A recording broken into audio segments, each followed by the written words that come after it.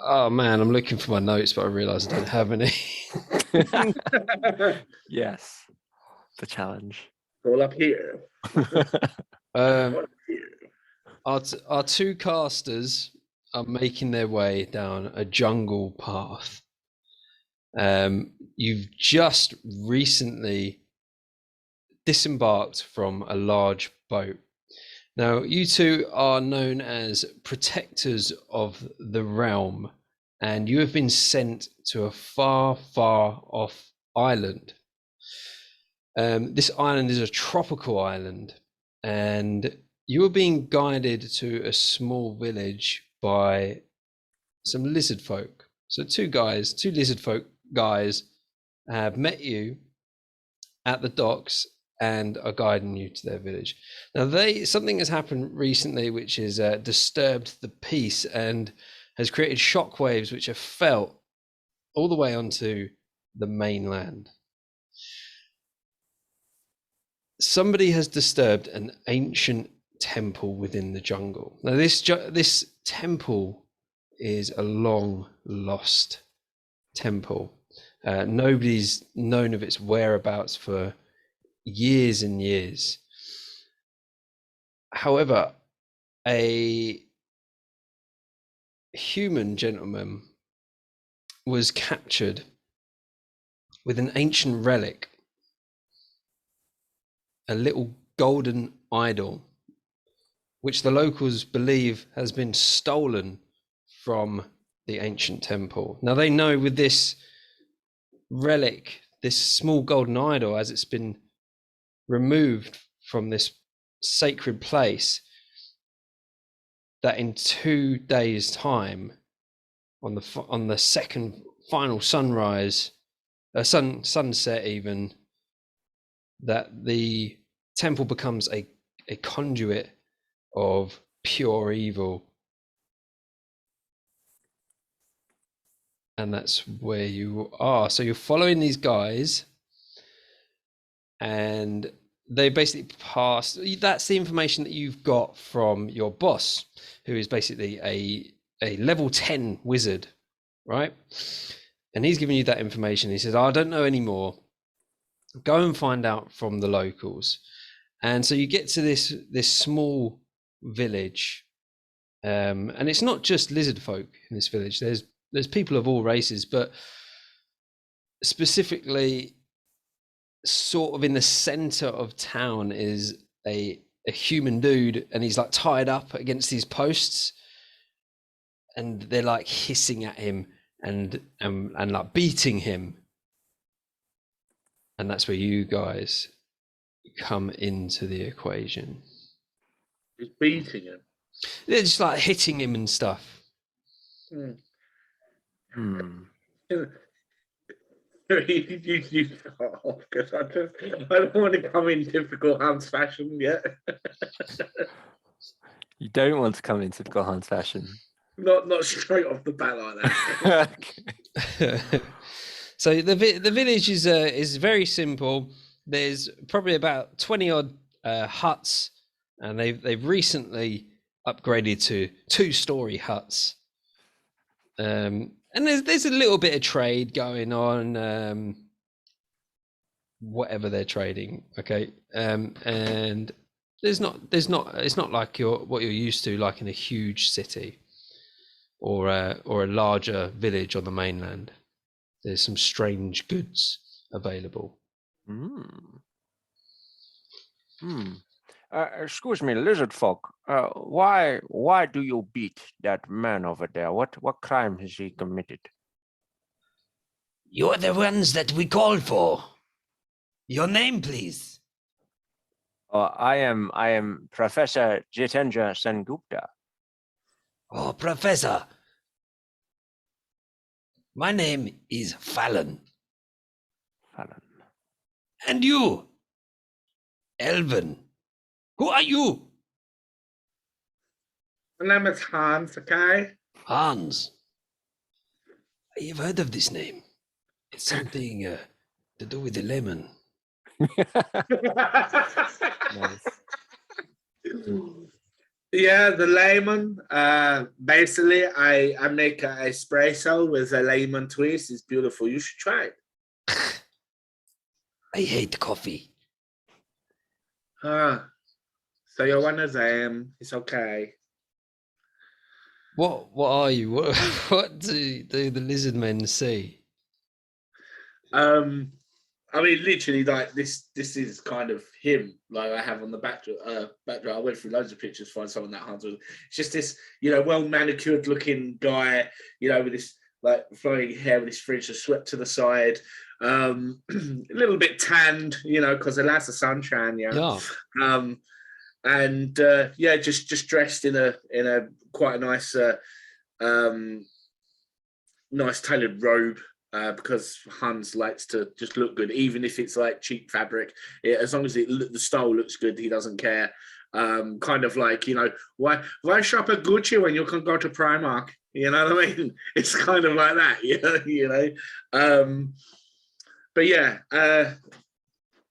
so yeah, that's yeah. for this. Nice.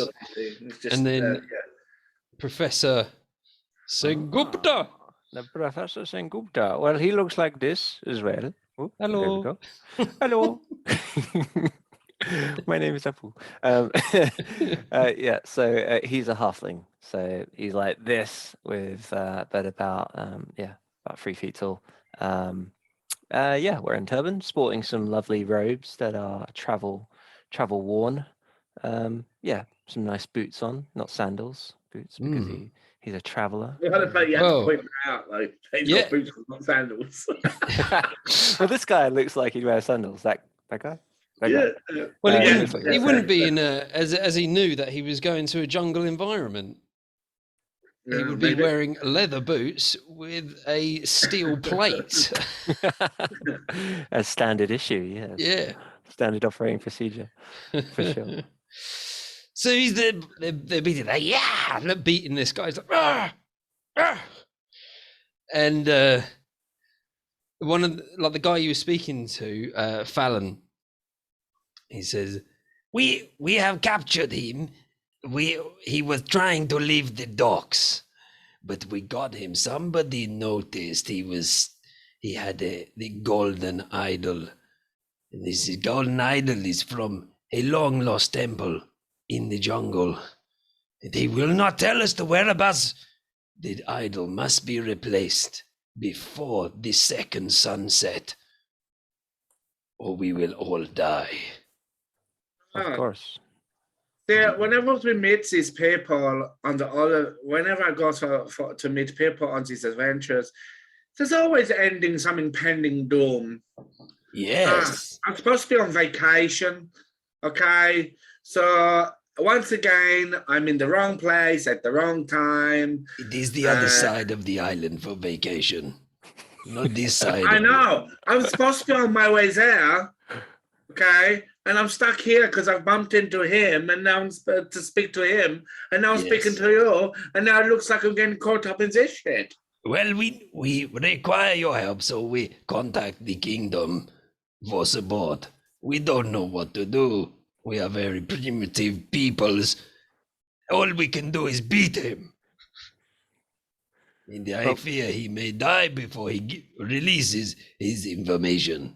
Out of interest, did you question him first, or have you just been beating him? That is a good idea. I did not think of this. Oh, maybe we should question him. Is it?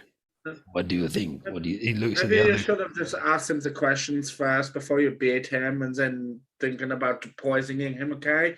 Because basically, he could have just told you, and now you beat him, and now you make him too hurt, and then he's not in a condition to speak to you. I think Lisa, did you ask him, Lisa, did you ask him question? No, you did. What did you ask him? Oh, okay. No, Lisa asked him, where is the temple? But what did he say, Lisa? He said no. Okay, Lisa said he don't tell him. So Okay, we asked one question. But we beat him mostly. I can make this a lot easier for you because I am a wizard. Yeah, I have a spell where I can just place my hand on him, not where you may be thinking, you dirty boy, but I put my hand on him and I can read his thoughts. I can, when you ask him questions, I can see what is truly in his mind. I can tell you if he's lying or telling the truth, no problem. Oh, does it hurt? Hurt? No, he's not going to feel a thing. Okay, He wouldn't be that lucky. all right. Will it hurt me? No, it's Will okay. it hurt my village? It's okay. I tell you, it's not going to hurt nobody. Nothing bad's going to happen, unless, of course, he is lying. But then again, I'm going to read his thoughts, so I would be able to tell you. Okay, It's no problem. I leave you to it. If you need any help with anything, you'll find me in the hut over there. Is the one with the 2-story. The It's no two-story problem. hut. The Okay. 2-story is a new technology. We extra support in the lower floor, and it means we get another story in the top. It is Well, well. yeah, but don't go too far because I need you for this procedure anyway, because I need you to ask the questions while I read his mind. So if he gives you an answer that doesn't match what he's thinking, Okay. and that means he is lying to you, I can just tell Right. you. Okay. Oh. I stay.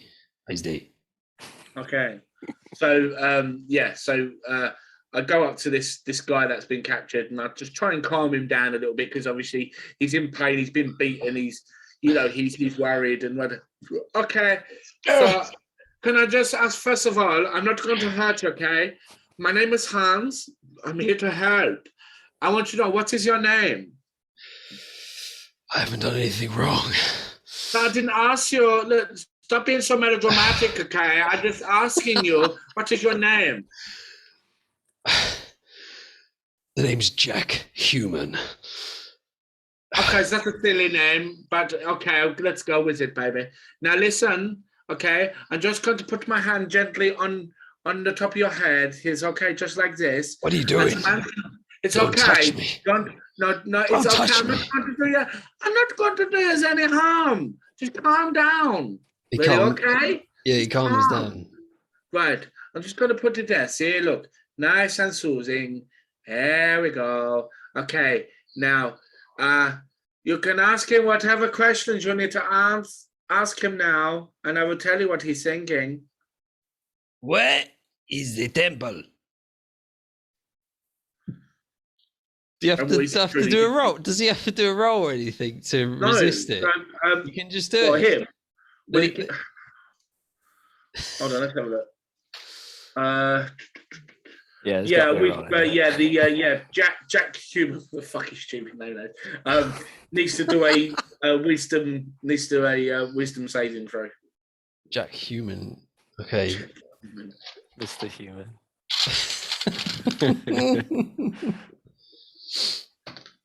Human by name, human by nature. He got a 14. I don't know if that succeeds. Yay! It doesn't succeed. Okay, he great. loses. Yeah, he loses. So I can read his thoughts. He Okay. can't resist. So reading his reply, he thinks you see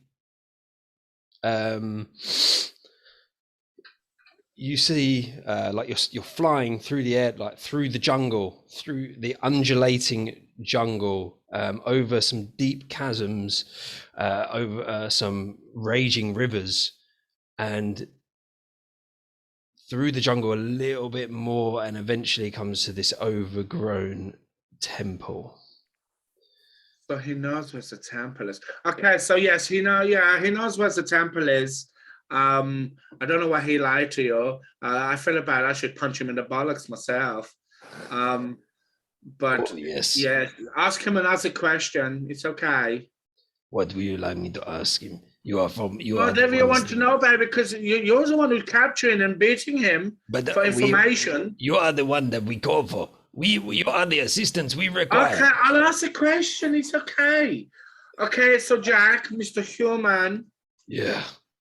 Okay, I know that you know where the temple is. That's okay. I know this, but I just want to know who sent you there.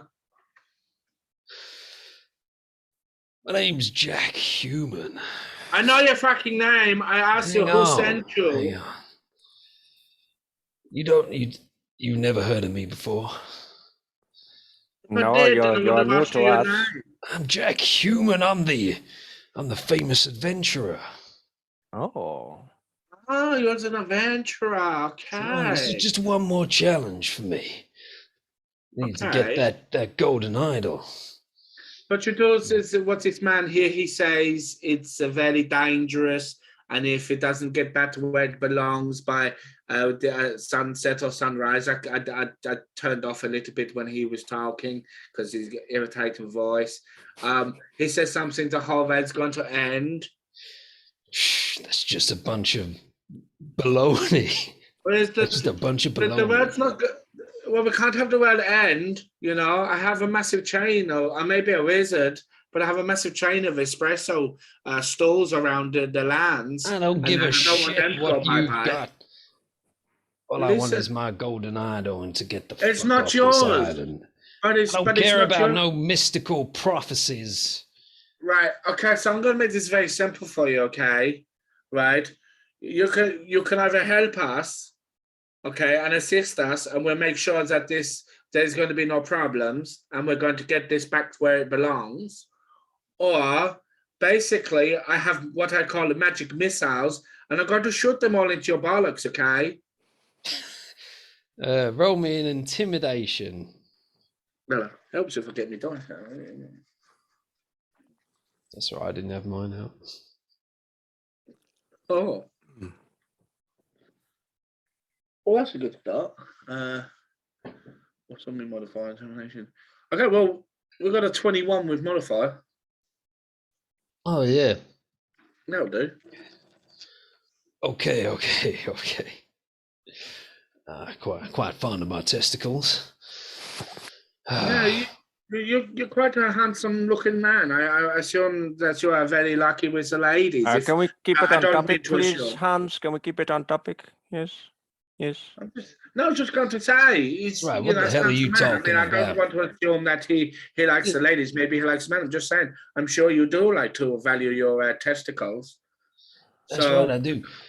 okay. Well, if you say this temple is going to end the world, whatever, then I suppose if you let me down, you let me free, Yeah. I could show you back there, potentially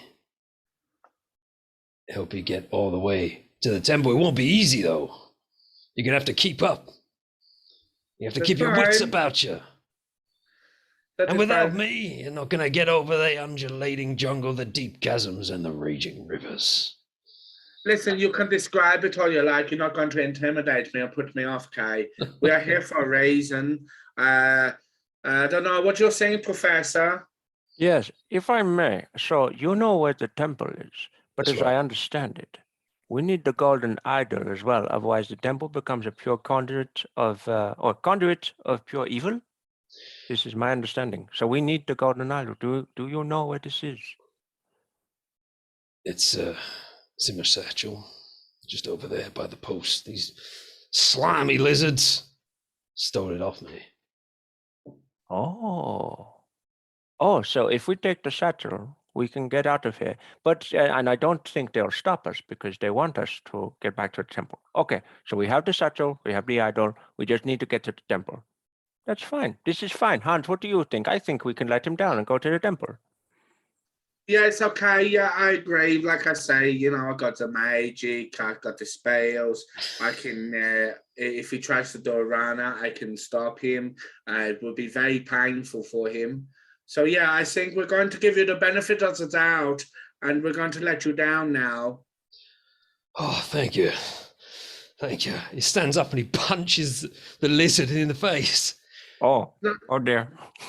They all This like, is what I'm talking about. Okay, we all need to work together. I tell you what we're going to do, Jack. Before we go, I'm going to take you over there. We're going to get you cleaned up, wipe the blood off you, make you look presentable, and I'm going to make you an espresso with a lemon twist to calm you down and get you ready for our journey. Okay? well, I believe we got some miles to cover. If it's the second sunrise, we need to get there by the when I originally went there without knowing the route, it took me 5 days. So we have to get there. It could take 5 days, although we know the route now. Eh? So it will take less time, but we still have to get there by the second sunrise. So we have 2 days? Second sunset. Second sunset. Oh. It's So midday. basically, we got less than half that time We need to to do acquire. that journey. We need to acquire some sort of transportation. Yeah, it would. I would assume so. Should we go to the 2-story hut, was it? Or the 1-story hut? I forget. You did say, didn't you? Cool story. The 2-story hut. Okay. I think unless, Mr. Human, you have some horses or some giraffes or something that we can use. I had a mule, but they got eaten by a giant iguana. Oh God, a giant iguana. That's Yeah, oh. had it for 10 years. Oh, I'm so sorry for your loss. Yeah, Oh, That That's really okay. sucks. Okay. it really I'm does really suck. sorry. what was the mule's name out of interest? Margaret, Oh, well, my Yeah. condolences. Yes. thank you. Get Tear the rolls fuck down his out- cheek. Yeah. Oh God, Margaret- oh God, get this man some sort of alcohol. Margaret's my grandmother's name. Oh, Oh, Margaret, this is like a Superman Batman moment, really, isn't it? Yeah. Yes, that's. Oh well, I'm sorry for your loss. Let's go. Let's get moving. right. So you got the 2-story hut where Fallon. Fallon went. Yes. Yes, let's go over and speak to Fallon. And please don't punch any more of these lizards because we need you now. You're part of our team. You got some strong skin. Yes, Keep my yes, hands to myself. yes, you do that. He goes and Yes. puts his kit on, and he picks up the satchel and puts it over his shoulder. Puts his hat on. His Indiana Jones hat. Oh God. Alrighty. So Gupta just kind of like puts his hands up to the lizards, just a motion, like, we got this. It's cool. Yeah, they're all like hissing, and then like as you do that, they like just calm down a little bit and just watch you guys. And she goes to the hut, and you go there, and yeah, Fallon's there. He's just talking to like another lizard that's in there, and turns around and he goes, "My friends, what can I help you with?" We need transportation. We will take Mr. Human with us, and he will be under our guard. We will not let him escape, but we need to get to the place, the temple, that he knows where it is, with some sort of transport, be it horses or giraffe or any other steed that we have or you have. We will get there quickly before the second sunset. We have just the thing. Han, go get the steeds. Han goes, Okay, so And, either way, it needs run. to be quick and swift so that we can get there in such quick time. "It's okay. Because- You have my fastest steed. It go through the jungle like it's nothing." But I don't know about the horse or something with the legs, because he said that there's lots of problems with the rapids, the rivers and things like that. We need to be able to cross, and I'm a little bit worried that it's going to hold us up. Well, We need something you see really this- ideally airborne. please Fair. trust me, my friends. I live on this island my whole life. Many generations. These animals are extremely useful. Please follow Chlach. How do you spell that? And he goes, "Oh," gestures you over, and you go around the corner, and there's these huge like bamboo doors, massive like structure. You can hear like some creatures like walking around behind it, and he goes in. He says, "Wait here," and you hear him like go, "Down, stop, okay, that's good, and you, yes." Only he comes out. He goes, only 2 available. And he goes, he comes back and he pushes the doors wide open, and he goes, pick one of our fine T-Rexes. And there's like a bluish T-Rex that's like, it just roars at you. Give us a wisdom saving throw. Oh God. I roll for old Jack Human. Gets a 19. 23 for Shenguka. 23. We're doing a Wisdom Wisdom save. wisdom saving. Wisdom. Oh fucking hell! I don't know. Okay, well that makes me feel a lot better. Well, I rolled a 12, but Hunt had the +7 wisdom saving Oh, throw. yeah, easy. You see these magnificent beasts, but knowing that they are, for you, they must be trained. It doesn't phase you at all. But in front of you are 2 T-Rex steeds. Hurry before they get out of hand. Hurry! Hugh Jackman's like, oh my god, oh my god. What are you doing? So I'm a halfling and I'm 3 foot high. And how do I get up there? You look at these T-Rexes and they've got like they've got a couple of saddles on top, and there's like an area for storage, and then down one side is like a roll down leather ladder, Oh. and it's like it comes out and he goes, Hurry! I can only keep them in control for so long. All right. I jump on the left one. Hans, do you want to go with Mr. Human, or do you want Mr. Human to come with me? I don't mind.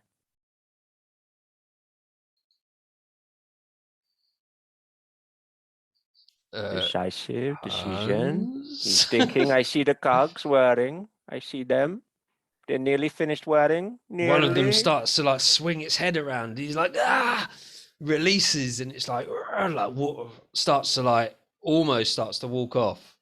Ah, shit. I'll grab that I'm one. going to. Okay, you jump on that one, and he's like, all his strength is like with the other one. I'm And it's charming like- the other one. I'm going to charm the You other. don't need to charm it. It's there as a steed for you.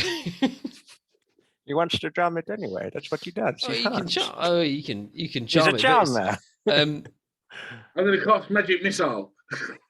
really? You can do whatever the hell you want. That's a bad idea, Hans.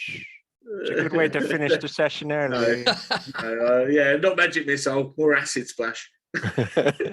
No, I'm joking. Make I them run dunno. fast. I don't Dance know. for me, T-Rex, dance. Are you getting on the T-Rex or not? Yeah. Oh, yeah. Or would you prefer a donkey? No, a T-Rex is fine. Get on a goddamn T-Rex. God Get me damn on there, it. we're going to the jungle, okay? Why did I say yes to DMing? God damn. God damn. Yeah. This Let's get on T-Rex, the T-Rex. this T-Rex like stands up, and they both roar, and the whole like wall in front of you shakes, and this lizard guy is getting like pushed back on the ground, and then they storm into the forest in front of you, and you're just tearing through trees, just smashing the place up. What are you doing now as you're on a T-Rex riding through a jungle? Maybe I'm having the time of my life. Can we control these T-Rexes? Are they actually responding to They any are, they commands? are. Or? So Yeah. they run, they stampede into the jungle, and then they sort of slow down, and they're just walking.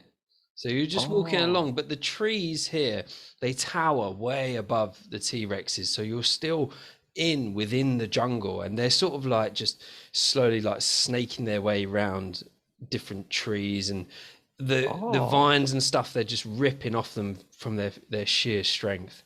Wow, they are so tamed. I'd like to name my T-Rex Pippi. It's going to be the name, Pippi. PP. Just putting that out there. Wow, this is fascinating. I've never seen such well-behaved creatures, really, when you think about it. Wow. Mr. Human, where do we go? Which direction do we go? Well, let me just have a little think here.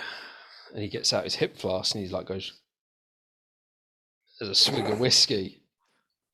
Oh, Down, he's like, would you like some?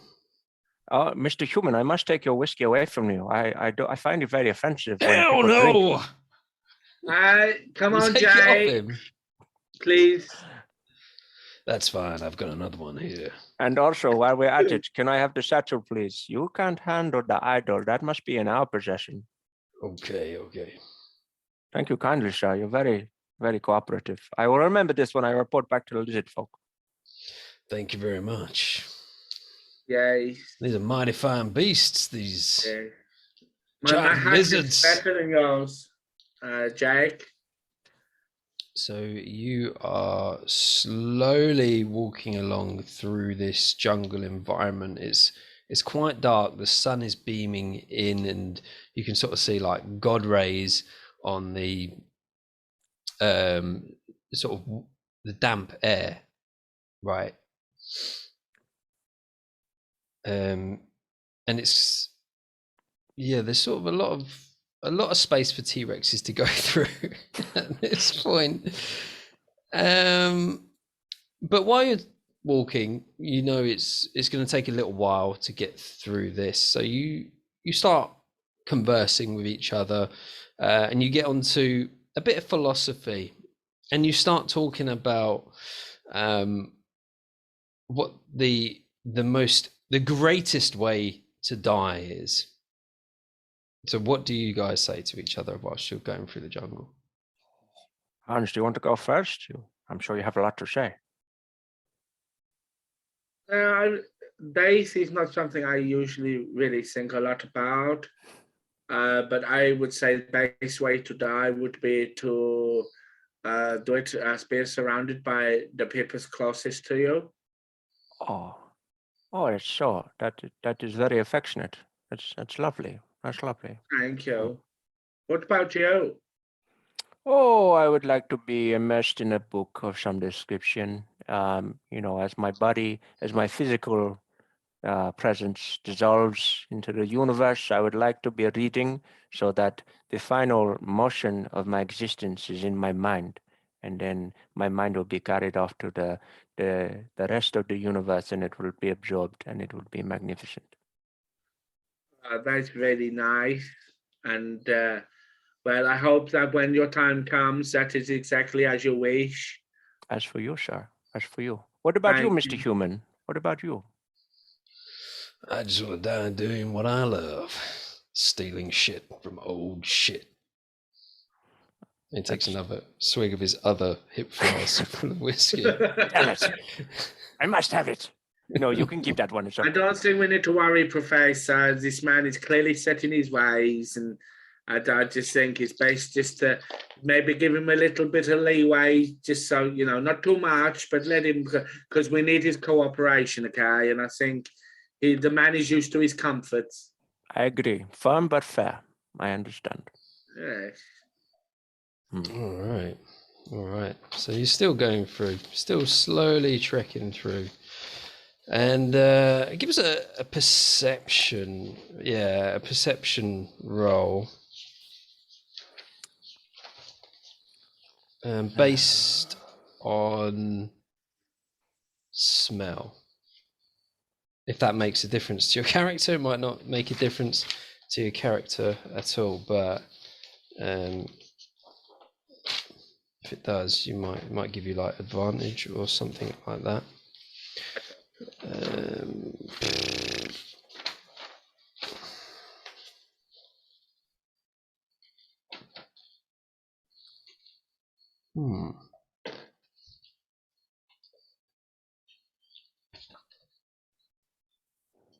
Did you roll?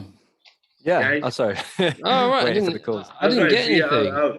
I thought you was preparing something. So yeah, and I was No. I was waiting for the who got like 20 to 15. It was only two of us, so it doesn't matter. I got a 5. You got a 5. Yeah. No way. What And did there was you me do? thinking, oh shit, I got a 9. Oh, no way. Okay. Yeah, I got a Yeah. 9 with modifier. I actually rolled a 5, but I've got a +4 and modifier, so I've got a 9. Nice, nice. So you can smell something in the air that's like really sour. It like hits the back of your throat. But that's it. And this area, it fills you. I think maybe roll a history check for me. Oh, history. Oh, Better. I got a 19. I got 19 as well with modifier. Oh.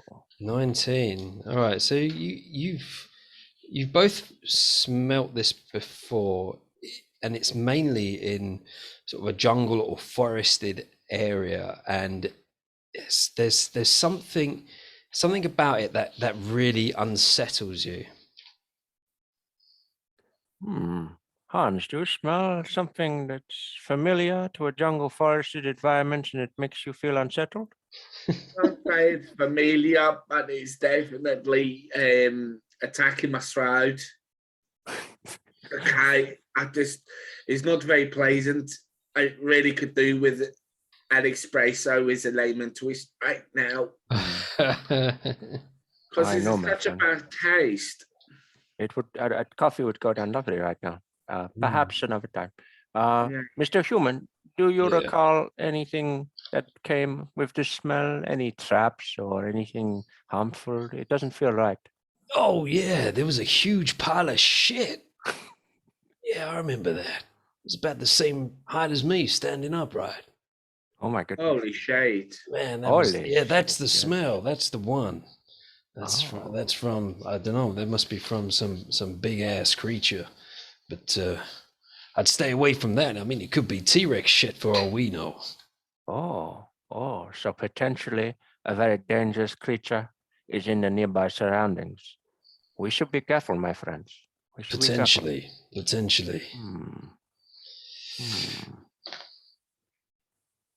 It's a shame we don't have a ranger or something like that. That would be useful.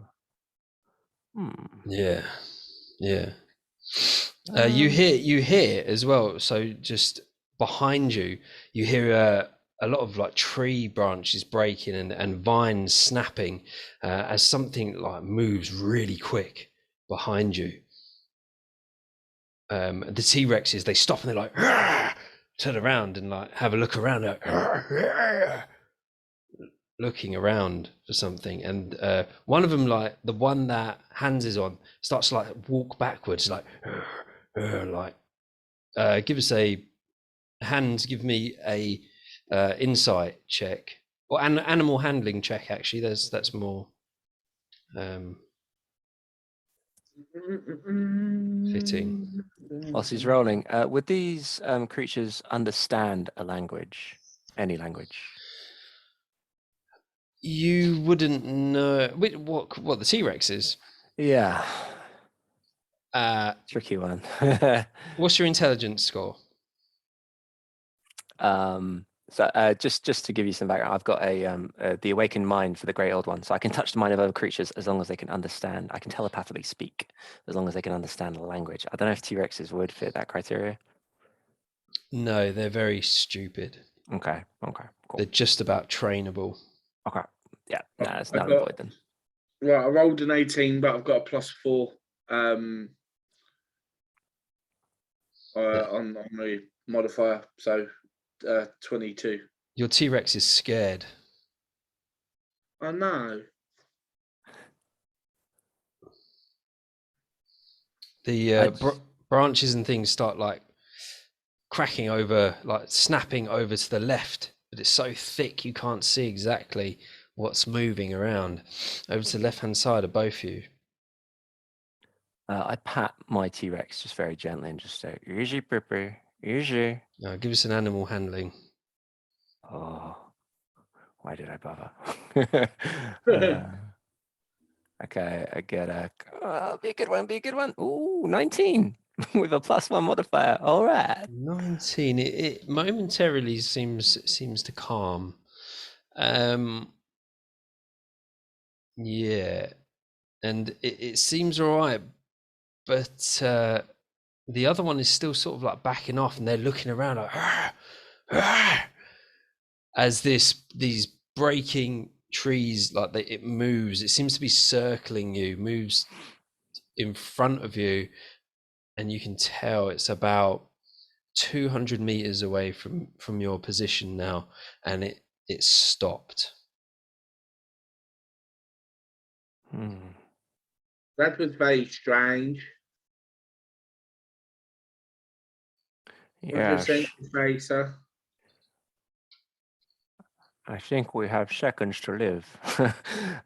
Can I ready a spell? You can ready a spell. Where are you aiming? What do you want? What do you sort of expect to happen? It's giving me loads of information. Yes. This is the problem I'm having is we don't actually know if it is really dangerous just because it's intimidated the T-Rex. It might not actually be a threat. You could be Maybe. right. You could be right. But I'm going to be sorry. I'm going to be a little cautious. Yes.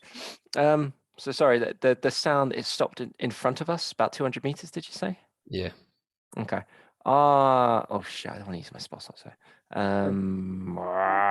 meta. I'm going to use thaumaturgy. And I'm just gonna let out a big ass roar. I had an idea of what, because this is the thing. If the T-Rex is scared and they're familiar with what it is, then the T-Rex would be thinking about it. So if I detect the thoughts of the T-Rex, maybe I can see in its thoughts what it is that he's scared of, and then we can know. All right, dear. I hold my roar then. But if that doesn't work, I use my roar. Okay. We have a deal. Okay. So T-Rex. I put my hand on the T-Rex where it's scared, and I detect its thoughts. Can you do a wisdom saving throw, please? 6. Yeah, you failed. It's. I'm going to see his thoughts. It's going to be like food, fear. Yeah, because it's really simple. It's fear, but it has a memory. So you momentarily, in a blur, see a huge green wingspan. Okay. Interesting. What did you see, Hans?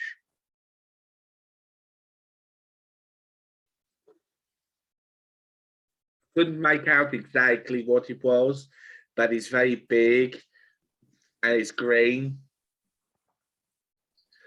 I just don't know if it's really a threat or not. A big, huge wingspan. What was it? Green wingspan. What was it looking like anatomically? I think it could fly. Okay. Oh shit. All right. But again, it might not be a threat to us, but the T-Rexes could just be scared of it because it's very big.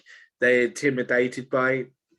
But they have fear and they had memory of it, which suggests that they run from it in the past or they were attacked. It's quite possible. But this is the thing. If it's got a wingspan and it's not a threat to us, then there's a potential opportunity that we can actually use it to take us to the temple and save us a lot of time. Oh, you're a gambling man. That could work out. It could also be our end.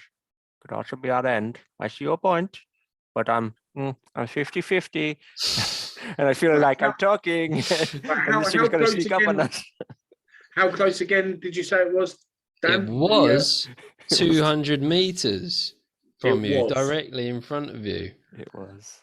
Now, you haven't heard anything since then, but you've been talking and casting spells. So, I mean, that was its last known location for you guys. Okay. I had an idea, but I need to be able to be close enough to it for it to potentially pay off. So, all right. I say we proceed at a slightly slower pace, but we can't be too slow because don't forget we're against time. So second sunset. Yes. Yes. All right. But if we see it, maybe we try and procure it as a quicker mode of transport. Yes. Okay. All right. All right. So we press on and we hope it doesn't jump us. Okay, let's Sounds do it. good to me. Let's do it. Yeah. Right, you continue forward. The Rexes, they take a couple of steps, but they're reluctant to continue forward. They're sniffing the air and sort of like looking around. I'm going to need an animal handling check. Oh, god damn. Should have rolled a ranger, motherfucker. Okay. I'd do. I got a 4. Oh man. Ah, Yeah. I had an 18 with modifier. God damn.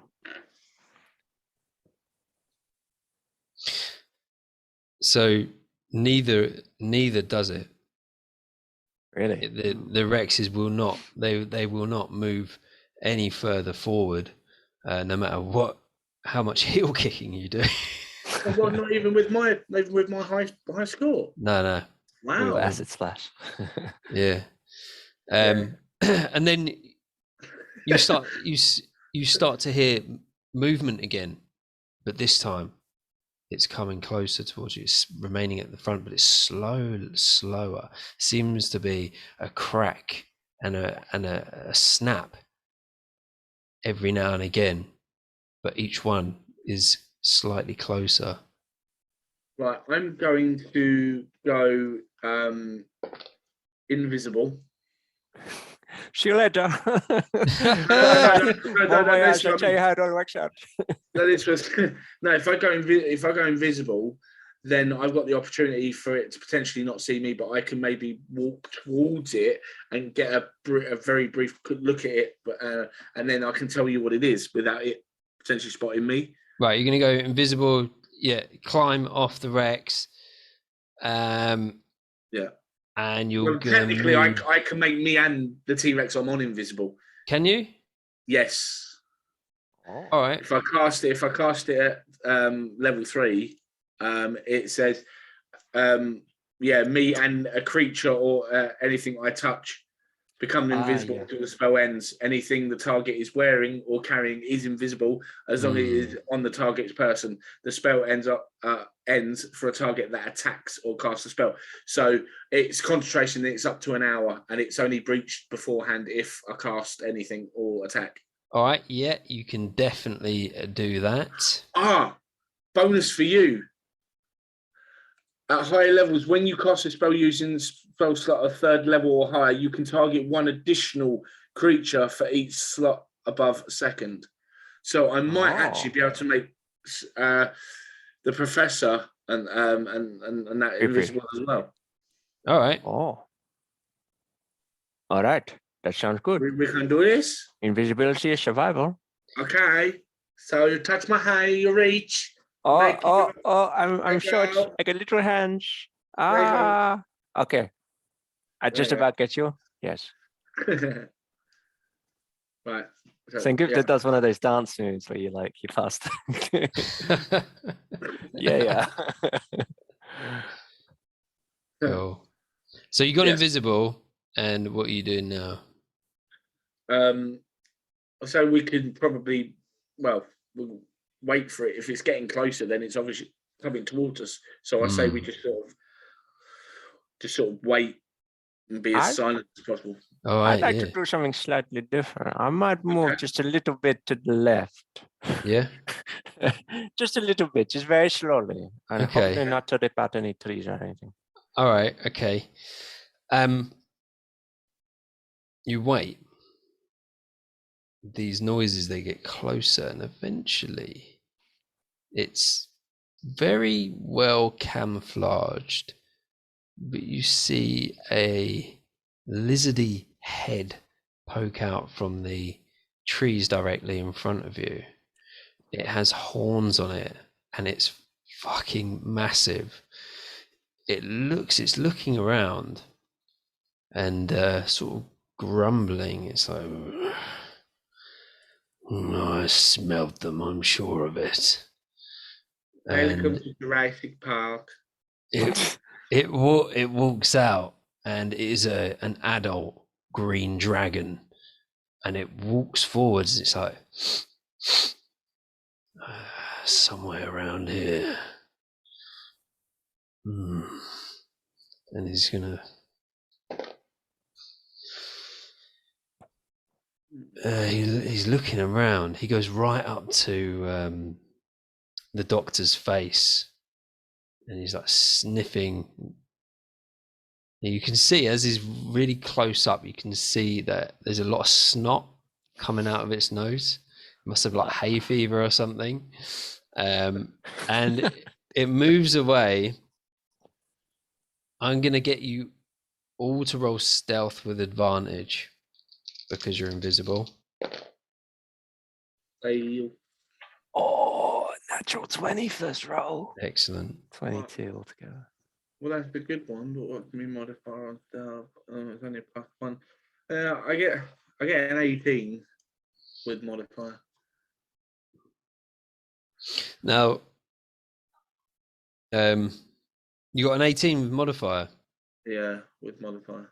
All right. He's still sniffing around this huge dragon, and he then stops, and he continues walking forwards between the two T-Rexes and walks off. Continues. You look over your shoulder and you just watch it walk off into the distance.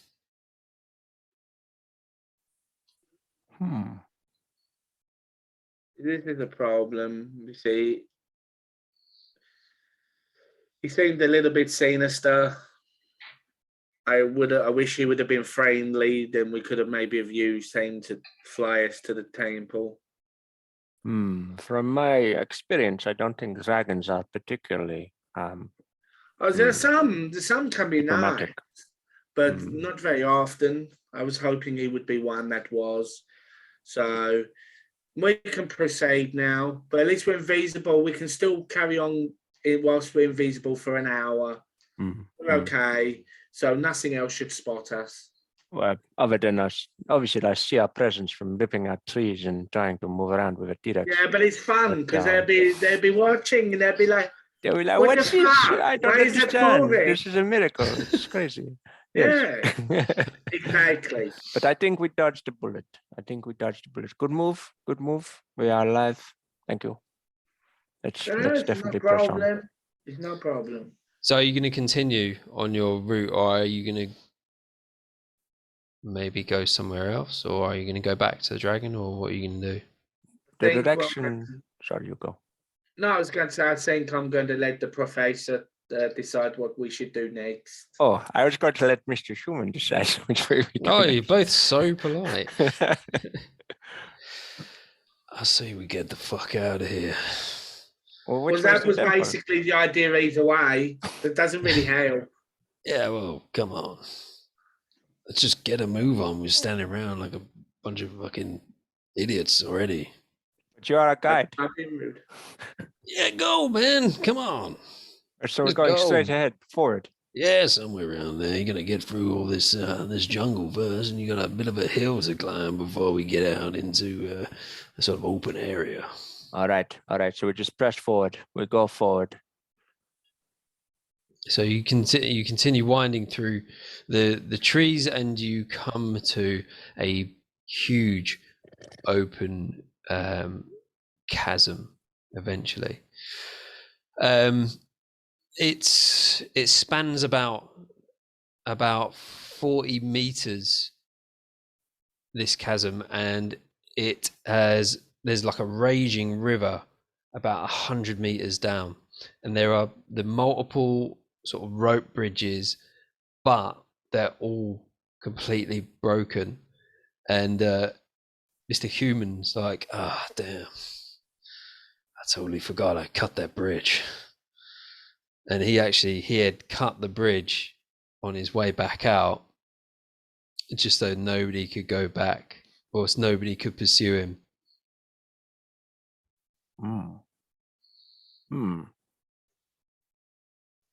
Well, that's a tricky one. We wouldn't be able to take our T-Rexes across the rope bridge anyway, so we would have lost them. If we look around, I take it there's no crossings down the route or anything, or any other crossings like kind of a mile down that way or whatever. Nothing that we can see. Because you see a lot of the jungle, it sort of overhangs the chasm. Some of it has fallen into it and got wedged sort of halfway down. And there's like trees that have fallen as well, potentially creating an unstable bridge. Potentially. Oh, I like potentially.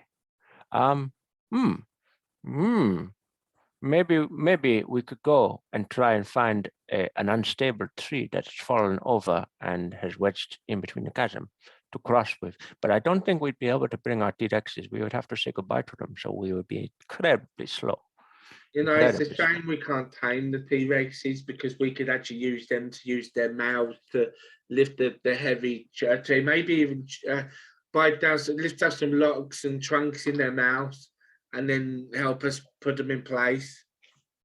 Oh, well, no, I don't think they'd be able to do that unless we were very, very good at animal handling. Not bad. Would that actually be possible? Because I'm actually quite decent with animal handling. What? Wait, say that again. Would we actually be able to tame T-Rex to actually help follow instructions, like picking up large tree logs, tree trunks, and that in their mouths, and put them where we want them to? It's something you can try. You can always roll. Yeah, you can always roll. How are you going to do it though? What's your exact method of training the T-Rex? That's the thing. You tell me what you're going to do to train this T-Rex to pick up logs and place them precisely where you want them. And then we're rolling. Hey, let's move on, because I can't think of anything. I was ready for an 80s montage. Chalkboard with the T-Rexes. We're like, go full on Chris Pratt, Jurassic World, with his little clicker. Guys. Yeah, so and then the T-Rex go. Just describe to me like what's around and what you could potentially use to train your T-Rex whilst you're here, because you've been traveling for about a couple of hours now. So you're looking, it's almost say 3 o'clock on the first day, and you've got these T-Rex. You come to this chasm. So just explain to me what else is around that you could potentially use. I don't know. What do you see? I see trees, lots of trees. Any vines, perhaps, that we could string together? Yes, I see some vines. They were dangling from just over there, and he just points. It's only about like 20 yards. See some vines that are hanging down. We could try and use those. If we made a big vine and then we throw it, how far is this, the distance between land on this chasm? Are we talking like 20, 30 feet? Or? It varies along its width. It's between, at its shortest point, it's 30 feet. At its furthest point, it's 40 feet. Okay. Yeah, we could potentially, if we round it up, we could sling it and hold on to but then we got nothing to catch it. No, that doesn't work. So, or could we? Is it possible to descend into the chasm? Did you say it was 100 meters down? Yeah, you can estimate this about 100 meters down with a raging river at the bottom. There is, like I said, there's areas where part of the ground has broken away and is wedged almost halfway down, with like a couple of trees still on the ground. Okay, so we could potentially make some vine rope. We could abseil down to the wedged trees. We could walk across the trees, and then we could climb up the other side and then get to the top of the chasm and then walk on. But we would lose our T-Rexes. This is my mind at the moment. But we'd lose our T-Rexes.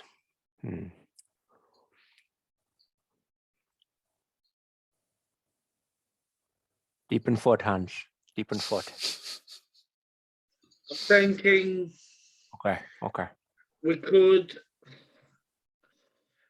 Jake, you has cutting equipment. You have a knife, a big hunting knife or something. We need to cut the vines, and then we need to help the three of us to make them into an even bigger vine, so we can get All over. right. Just tell me what you need. I got my I machete just right fucking here. told you had any cutting tools. Yeah, that's what I got. Look at this machete right here. That will work. Okay, so if you two start cutting them two down, I'm going to go over here. I'm going to open my flask and have a bit of espresso with a lemon twist, and I'm going to have a wee, and then I'm going to come back, and then we're going to tie them all together and make a really big, really big vine. Okay. You have your espresso break. I know you need it. You have it. I do. Jack and I will do what we need to do. You just take 5. Yeah. And we'll I come need back. to pay. Okay. Okay, you pee. I need to pay. I need to pay. I'm really sorry about this, Jack. I don't know. That's okay. I've seen worse. Hey, don't be down like talk shit like that. So you like have a wee. you have I tried to a ditch him wee, so many times. and you have a wee, and he has his lemon twist espresso, and Jack and the doctor get cracking cutting vines, right? Wait. Oh, he's actually gone for a wee. Should we have a quick For break? real. 'Cause Oh, I'll yeah, go let's to the do toilet. it. So. Cool. So roll me a perception. You doctor with disadvantage because you are currently helping Mr. Human, Mr. Jack Human, cut some vines, correct? Yeah. At a natural 20, and I also had a 4 + 1, so 5. My disadvantage. All right. Standard roll from Hans for perception. I only got 12. Oh, standard. Hold on. I haven't done my modifier. 12, 13, 14, 15, 16 with modifier. 16 with modifier. So Hans, while you're sitting there enjoying your coffee with a lemon twist, lemon twist, you notice just down like the chasm some way on your side, you're just like laying down on the floor, and you can see there are there are a small group of frog people, and they're just lying on the floor chilling out. One of them has a bit of parchment, and he's like looking at it, and they've got spears and that, and they've just stuck them in the ground, but they wear really base primitive clothing, and you can even hear them slightly just like sort of croaking at each other. And one of them is like leaning back, is like sort of resting on his elbow with his legs crossed. And they haven't noticed you.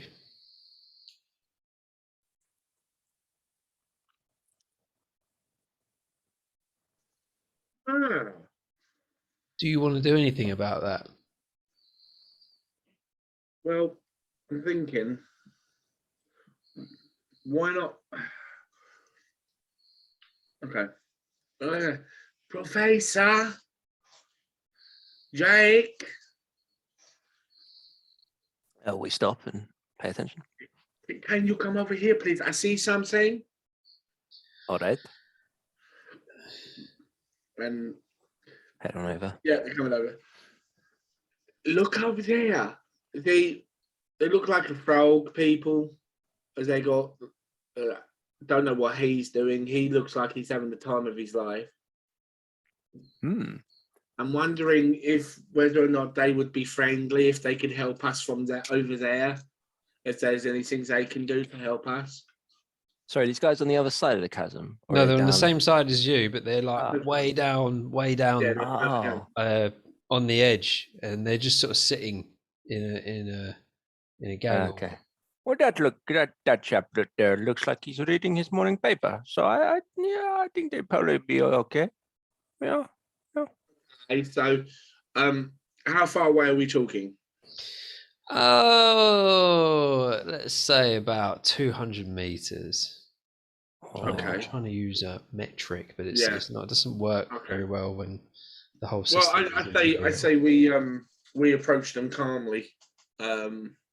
All right. And I could we speak try to and them. communicate. I could speak to them telepathically when we're in about 30 feet, just to say hello. We mean you Yeah, no harm. don't want to freak them out. Okay. What type of language would they speak? What's your intelligence level? Intelligence level is. What's your score? Sorry, your intelligence That's what I'm trying to find. score. Where is my intelligence? Oh, it's 18 with a +4. Oh, give me a second. He's a squishy. Hans is very squishy, but he's got some good He's got a noggin. stats. These are from the looks of them. I mean, what's your intelligence as well, Professor? 13 plus 1. All right. Okay. So Hans, being really intelligent, he knows that they're tribal people, and you've read about them before. These creatures are called bullywugs, and they're like tribal frog people, and they speak their own bullywug language, which is known as bullywug. Bullywug. Yes.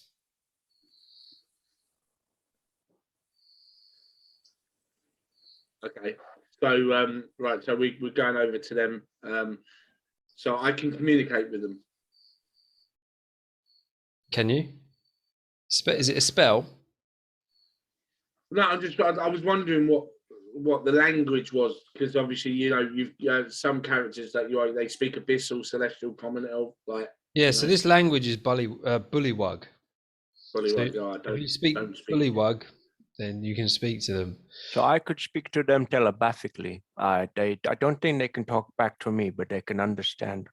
They can. Okay. Maybe Well, we actually. can try that. Well, yeah, we can try that. I mean, I'm just going to make some hand gestures to let them know that we mean no harm. So they haven't spotted you yet. They don't even know you're there. But one of them, as you like put your hands up, they clock you, and like a few of them, like they all, and like the others, like jump up and grab their spears, and they're like, and the other guy with a bit of parchment is like going, still looking at the parchment, looks up, looks back down at the parchment, and they're like, and they like gradually like start moving their way back into the jungle. Oh. Well, I'm intrigued to see what that parchment's about, for starters. Okay. Well, maybe we press on over to the location. So they've gone a little bit into the jungle. Maybe we could just follow where they've gone.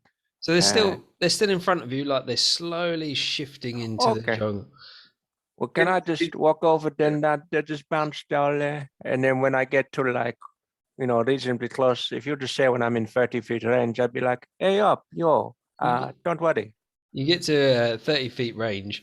One of them is still there with his spear pointed at you.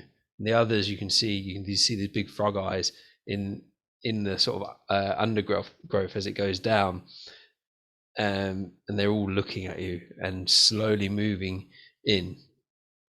But there's one still there, and the guy with the bit of parchment is like, he's got his back to you, but he like looks over his shoulder and goes, and then just like jumps in to the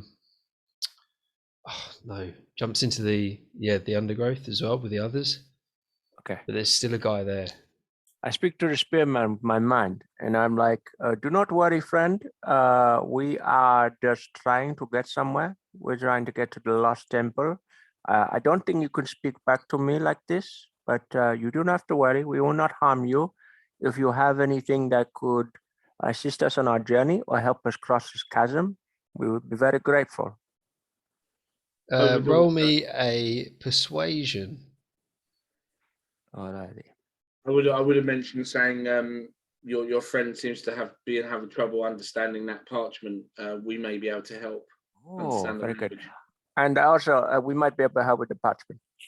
Yeah. It's an 18 persuasion. An 18. So he's like, he looks at the other people like, and they like go. You hear some croaking back, and the guy with the frog guy with the parchment, he comes out, stands in front of you, and he goes, he turns it around, and it's a very like simple map, and it's like a hut. There's a hut, and then there's like all jungle that it's been like scribbled on there. There's the village that you can identify as the village that you came from, and there's some other bits on there as well. So it's a map, but he's pointing to like a little village or a little symbol for a village, like a little hut symbol, and he's showing you nothing. And he's like, and then he looks at it, and he like walks in a circle on the spot, and then he goes, and then he gives you the map. Let me look at this map and confer with my my associates here. And as he's there, he's like going, So we look at the map, and it there is on there the lizard village, we believe. yeah. So you can identify that as a lizard village because there's a little stick man drawing of a lizard. Cool. So lizard village on there, and he was trying to get to this other village icon that we're not sure of what that is. Okay, cool. Can we bring in Jack as a Jack, do you know anything about what this other village icon is, or if it's close by? Because I know this is the lizard village. This other icon, if there is another icon I see before me, what is this? Let's have a look here. What did he tell you? Did he say anything to you? Oh, no, I can't understand. It's not two-way, unfortunately. It's only one way. You don't speak Bullywug? No, I can only give him my thoughts. I can't receive anything back, unfortunately. You came to this island without learning a bit of Bullywug. Hey, pal, I got you out of prison. I stopped people beating you. Maybe just give me a freaking break, yeah? I'm just saying you've been sent by the king, so you know. No, I don't It speak would- Bullywug. Do you Yeah, speak Hans Bullywug? You damn Do you straight speak up. Bullywug, I've Hans? never heard Damn of sh- it before Damn straight today. up speak Bullywug. All right. So what does the map represent? Tell us. I don't read Bullywug. Oh, God yeah. damn it. Yeah, hold on. Let me talk to this motherfucker. Hang on, it's turning into Ron.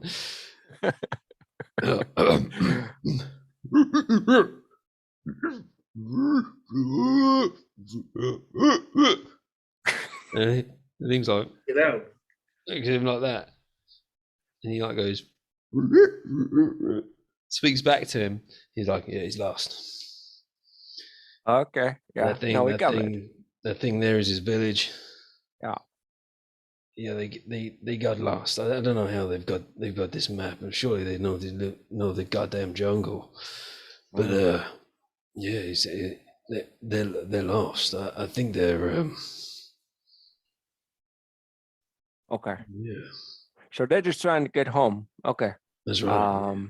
And we can, well, we don't know the area that well either. And if you're not sure of it, then there's not a lot we can do. Hang on, these ones, they look young. Let me see if I can jog their memory. I noticed there was basically like a little bit of a beacon for these guys that they could follow. I don't know if they know about it. Let me tell them. So he like talks to them in a language, and they're like, and they like thank him, but so they know he's basically told them the way to go now, but they're still standing there with you, and one of them I'll let James's message. Yeah, he's messaged me. She said he's very ill, and I've just said to him in what way. Okay, cool. Yeah, one of them like runs off into the jungle.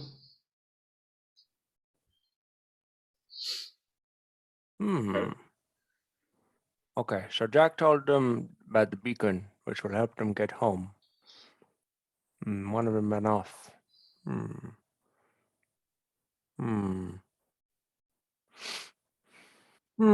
we pursue? Do we follow this creature?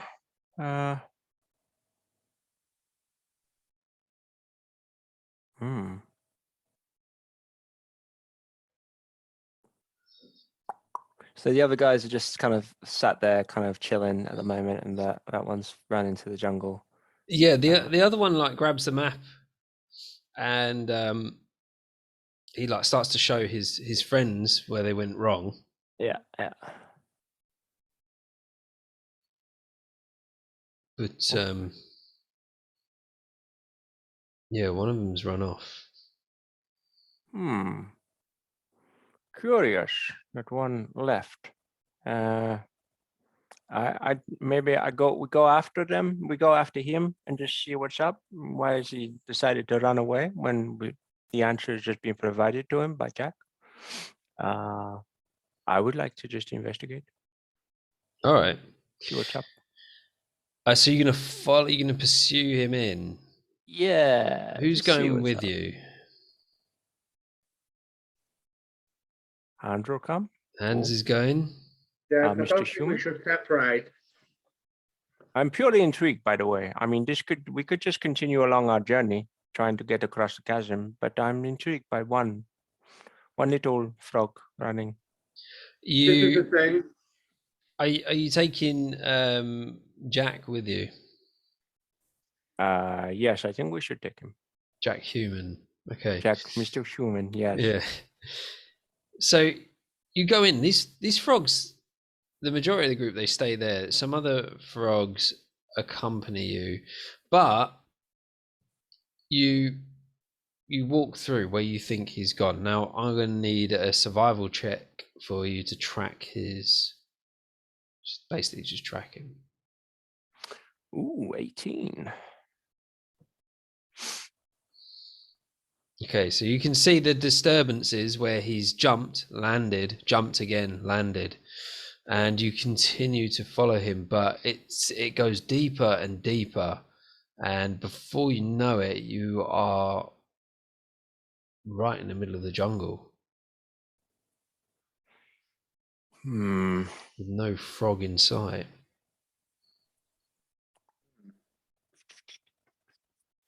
Oh, he's run off and we can't see him? No. I don't think we can track him from here.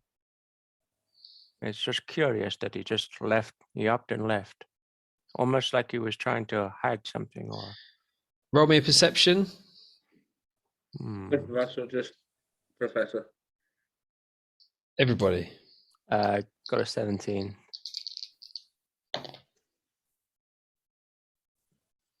All right. Well, These modifiers come in handy. what'd you get? 15, but 19 with +4 modifier. All right, you guys, you all notice that there's some movement around you, and just as you notice this, loads of these bullywugs come out of the foliage around you, spears at the ready, pointed at your neck. I'm not usually one to argue about having this many pricks surrounding me, but fucking back the fuck off, okay? And they're talking to each other, and a couple of them go in close, and they start binding your hands together. I do a little telepathy, and I was like, but we helped you. We helped you figure out where to go home. Why are you doing this to us? Stop at once. I'm going to Persuasion. Persuasion. It is 12. 12. There's no change. You notice how you have connected with one of them, but there's no change to their actions, and they bind you in these sort of like basically vines. They wrapped you in vines behind your back, and they bring out these like bamboo poles, and they bind you to the bamboo poles. What did you want to do? And I'm going to cast Misty Step and teleport. 30 yards. okay, yeah. Into an unoccupied area up to 30 feet. Okay. Yeah. So, I mean, obviously we've got no map, so I don't know what the surrounding is. But yeah, I can teleport from out of their where they are to somewhere else. So I've just to them, I've completely vanished. It's Imperial pure. dick. Does that need like? Is it somatic with spells? Like you need to be able to move your hands on some of them. No, Do you have to do that just with it's a bonus action anyway as well, but it's instantaneous. Briefly surrounded by silvery mist, you teleport up to 30 feet to an unoccupied space that you can see. That's it. There's no other conditions. Okay. Well, there's no somatic or verbal. Do you have to? No. Do you have a focus? Do you have an arcane focus that you use instead of doing a somatic or verbal? Or what's the other one? Somatic verbal component. I think. Have a look. I was just curious because I thought, that would be how much of an unfortunate second. Verbal, yeah. Okay, so you have to, you just speak some words. That's fine. Yeah, that's what the V is. You see where it says components? It says V. Yeah. Oh, that's that's all it is. and something. Yeah. Okay. So, cool. So basically, the surrounding area is. Well, you tell me what's around you.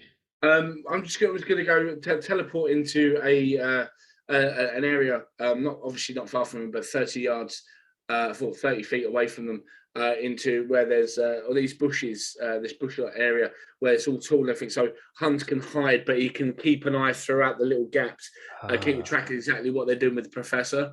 And So I'll cast that, and I'm going to do it in remind me of a very famous dwarf that I was told lots of stories about in my childhood, and his name was Bob.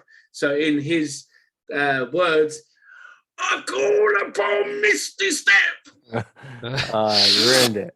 And you disappear, and the bindings are like, they all like look around, and they're looking around. So I need a stealth roll from you. Meanwhile, Professor's like, Hunch, where'd you go, buddy? Hans' favorite character from his childhood, from the Dungeons and Dragon Age stories. Also, every Thursday on Mystic Adventures, watch the campaign. Mystic Adventures. That'll fucking do me nicely. Well, we're on there. Oh, with a +1. Okay, so we have a 21. I had a nat 20, and I've got a +1, so 21. All right then. So they have a look around the surrounding area. They can't hear, they can't see anything, and they can't smell anything. They can't find you at all. And after about 5 minutes or so, they give up and they carry on without you. They start moving. The two other guys that you're with are bound to these posts, and they start moving deeper into the jungle. Okay. Eventually you get to, I mean, what are you doing? Because they're moving, they're sort of like jumping with the professor and with Mr. Human on a pole, because these are frogs. They're all jumping together. They're jumping like about 10 feet or so, and then like it's quite a rough ride, and it's taking its toll on your wrists and ankles. You imagine it's taking its toll on fucking Jack's stomach contents from all the fucking alcohol he's been drinking in his flask. I can imagine him being, fuck, dude. I don't feel something good. And you take 2 points of damage from the bindings. Damn. Right. Okay. Okay. This is what I'm going to do. I'm going to run. Are you following them? Yeah, but I'm going to run past them while they can't see me, because I'm in like the bushes. I'm going to run, and then I'm going to cut them off. I'm going to reappear in front of them, Yeah. right? And what I'm going to do is I'm then going to start I'm going to say to Professor if he can get inside the head so he can translate to them what I'm saying. And even though they can't respond, and what I'm going to do is basically I'm going to go Return of the Jedi. You know, you remember when C-3PO tries to convince them that he's some kind of god and that, and all the Ewoks are like, Yeah. you know, I'm going full on like that. But I am actually a wizard, so I can actually, you know, make flames disappear and all sorts of things disappear, so they know I'm not fucking about. All Okay, right. So first of all, are you doing this stealthily to try and get in front of them? yeah, yeah. What I'm going to do is I'm going to sprint past. Yeah. Past them. So if I can get a decent roll on here, they might not hear me, but they might still hear some bushes rustle or something. All right then. So you're going to stealthily sprint through the jungle, right? Yeah. Give us a stealth roll. With my modifier, it will be a 16. Yeah, you're fine. They don't notice anything, and you get in front of them. And are you making your presence known to them? Yeah. I literally just jump like cut straight out of them, so they catch them by surprise because this guy's just completely just appeared in front of them. Yeah, and as soon as you jump in front of them, they're like, oh, they notice you, and they're about to seize you. What are you doing? Right. What I do is I create what looks like a fireball in my hands. It's just an illusion. So I'm just, you know, I'm casting it. This is just for show. So I'm casting it, and at the same time, I shout out to the professor. Okay, Professor, I need you to try and telepathically translate what I want them to know, please, if you can. Can you just give me a shout if you understand and can hear me? All right, I hear you. And I just try and Okay. communicate to the guy holding space. Okay. I have something to say. What if he has something to say? We mean you no harm. We are of no threat to you. We mean you no harm. We have to. Please, will you release my friends? We just want to understand what it is that you want with us. Please release us. We just want to understand what you want with us. However, if you fail to agree to do this, I am a wizard, and I will create missiles of fire and have them rain upon you. However, he is a wizard of great power, and he will rain missile upon you if you do not, comply or A cooperate. wizard, a wizard or a god? Did you mean? A god. Yeah. I love being a translator. But I would rather us handle this in peace. Thank you. Short sentences, please. Roll We would me rather handle in peace. number one. Roll me a performance, and then the professor, I need you to roll me a persuasion, and then secondly, Hans, you need to roll me an intimidation. Performance. I love that. Thank you very much. What did you get for performance? With modifier 22. 22. You create this huge display, and it lights up the surrounding forest, and they're all like eyes lit up.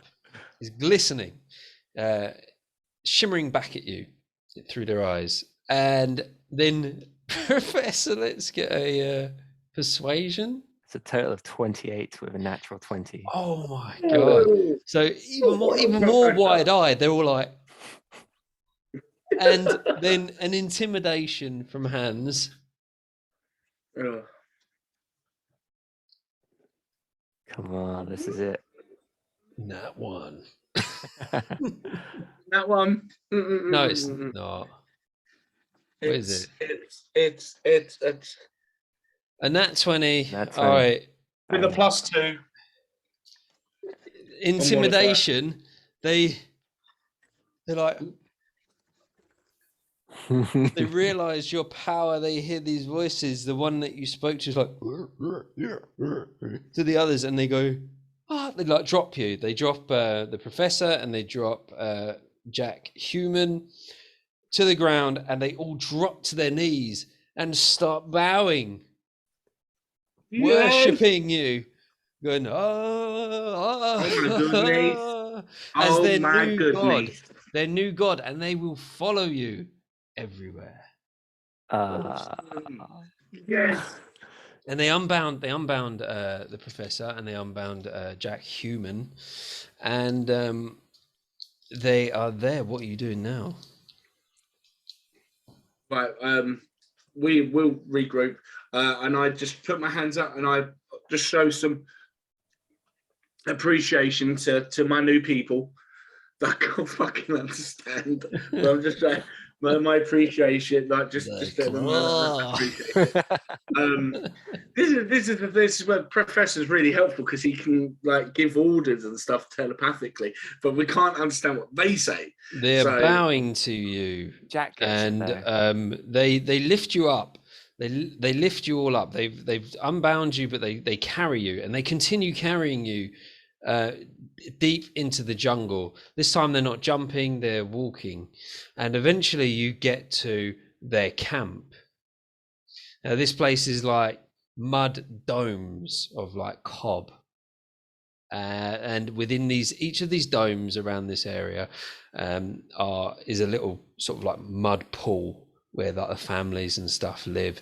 There's sort of stakes in the ground, and they don't have any sort of fires or anything going because they eat bugs and horrible things, but there is a gigantic mud like sandcastle in one corner, and it's got like spikes sticking out of it, and there are also some sort of like bamboo cages, and they take you near the cages, but they don't put you in them.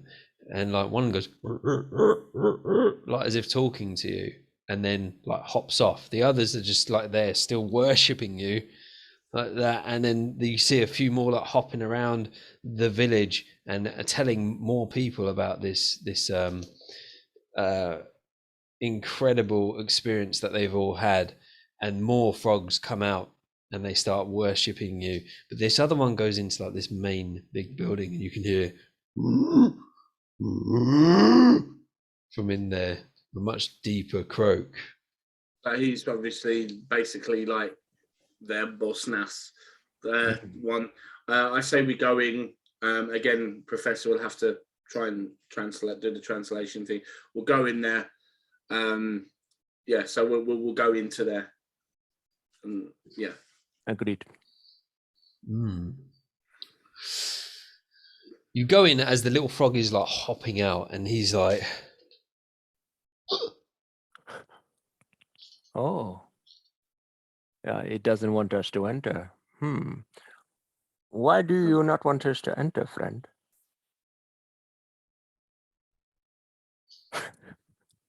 Okay. Jack, you still here? Professor, I would ask him to. I would have you ask him to please step aside. And what I do is, I sort of click my fingers so there's just these flames raise up on the tips of the fingers like that, like just to let him know that I'm apparently a god to them, and we want him to step aside, please. All right. Your god commands that you step aside.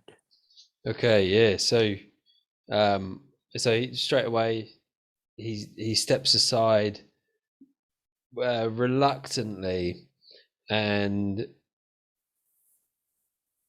yeah, that's what happens. Alrighty. So then we continue. After you, God.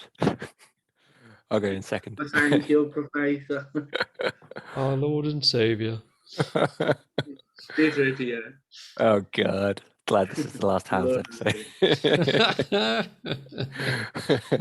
Hello, I am C3PO. And you walk in, it's and there's a giant toad, big toad. Well, not a toad, it's like a big like frog person, right? Oversized, really fat, greasy. Feel like Jabba the Hutt. Yeah, pretty much. That's exactly it. And he's sitting on a throne made up of old armors and trinkets and what you can see, maybe possibly little bits of gold and stuff, all covered in like sludge and dirt. Things that this like king frog would find valuable. Okay, Professor, please again, I apologize, but please translate for him. It is an honor to meet your acquaintance. It is an honor to meet your acquaintance. We have come in peace. We've come in peace. We seek to share knowledge with you. We seek to share knowledge with you. I know that we cannot understand you if that we are aware of. We cannot understand that we are, but we are willing to try. but we are willing to try. Your people see me as a god, The people see me as a god. for I hold great power. Great, but no greater power to translate. We are on a quest We are at the quest to return this golden statue thing item the trans to its temple, where God's sake, how prevent- long is this going to go? to prevent the destruction of the world. to prevent the destruction of the world. Unfortunately, we only have until second sundown Unfortunately, we have until second sundown to complete this this quest.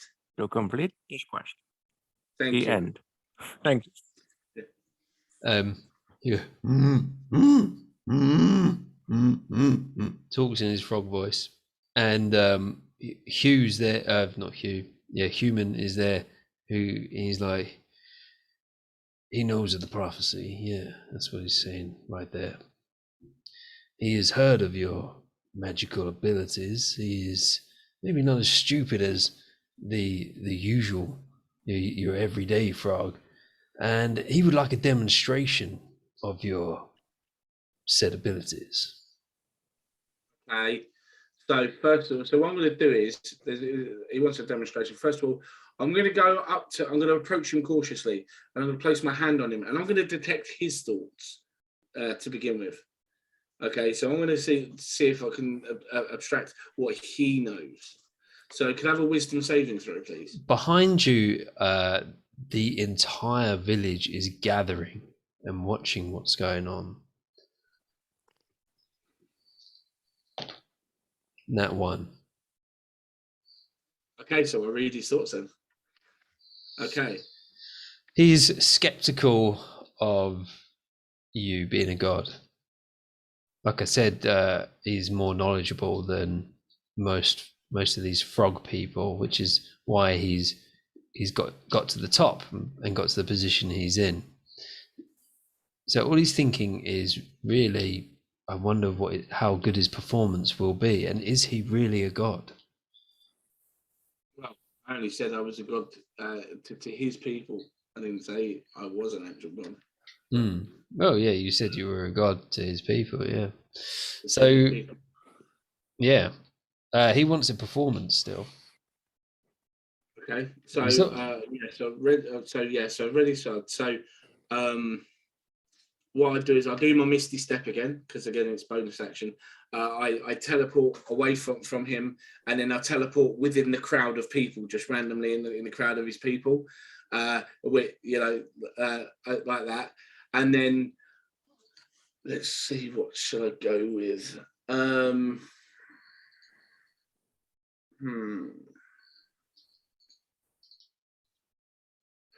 What is Professor? What class are you? What are you? What are you? I'm a warlock. You're a warlock. Mm. What sort of spells do you have? I'm not. The only thing I could cast is Thaumaturgy, which I was thinking of deploying. Just do a little bit of showmanship. Maybe cause a little harmless tremor for up to a minute. I was going to say, if there was a way of creating something like that can be destroyed. For example, I would have used my magic missile and I would have had them up there and then thrown them about like that. So not only does it look almost like an awesome fireworks display, but it shows that I can the destruction that can be caused with such things. I'm just wondering what we got here. Let me check my book. I don't think there's much I can give you.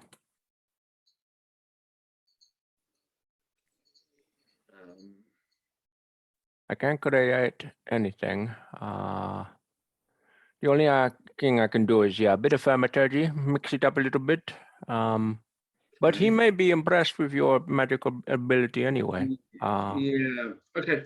Can you, Professor, ask him if he has anything that is of no use that he doesn't mind potentially being destroyed?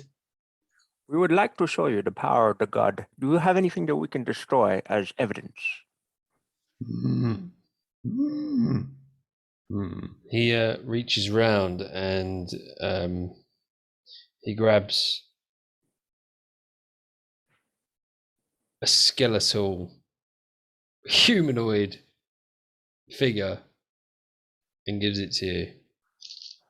Oh, that's lovely. Oh,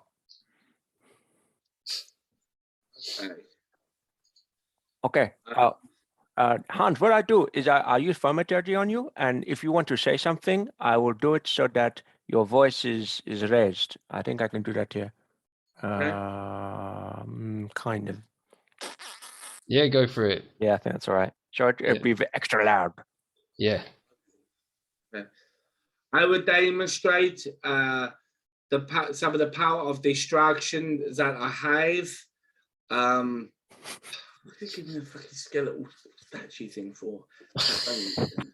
It's ironic, I think. It's the same as something. I don't say Death to the man. It's a shame as like said that there's something like blocking their way that that they or something they want torn down, like destroyed, that's in their way or prevents them from reaching somewhere or whatnot. Yeah, they're all out of that, unfortunately. Yeah. Okay, right. Well, using some of my magic to get some real huge distance and height on this, I throw this statue miles into the air, and then I cast magic missile, and then I start throwing these missiles, but they're slightly weaker because I don't want to destroy this thing straight off. But I throw them one just to make it look more spectacular. Yeah. So yeah, that's what I do. All right then. Give me a performance check, both of you. Oh, I feel like we've really embraced the side quest here. Yeah. And it's gonna night's gonna end this game over. I'm not even shitting you. I'm not even shitting you. I'm not shitting you.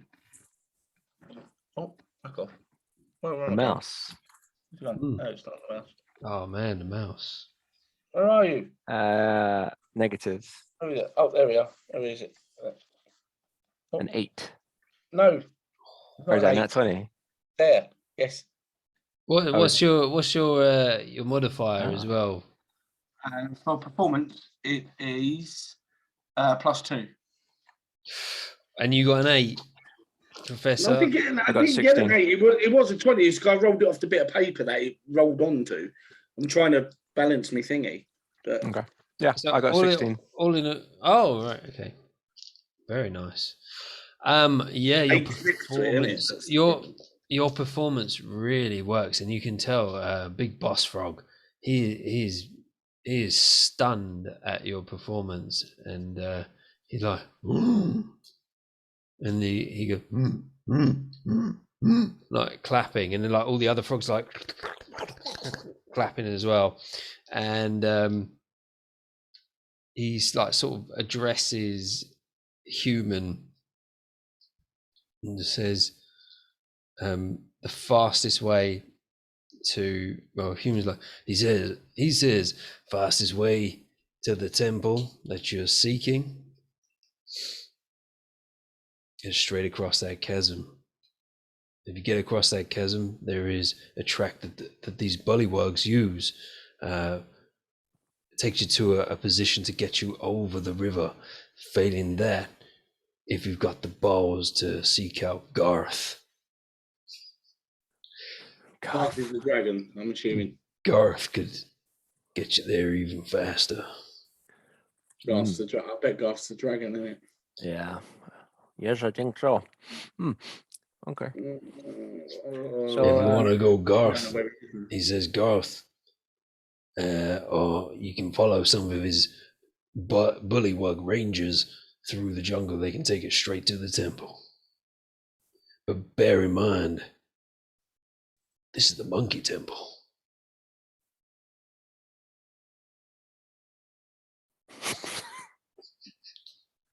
And he's like, did I not mention it was the monkey temple? As No, long as you that's just- still the lost temple that we need to get to. But when I got to the monkey temple, I managed to sneak past the monkeys Oh, and steal the golden idol. So oh, oh. hopefully you're feeling really sneaky. The lost monkey temple. Okay, got it.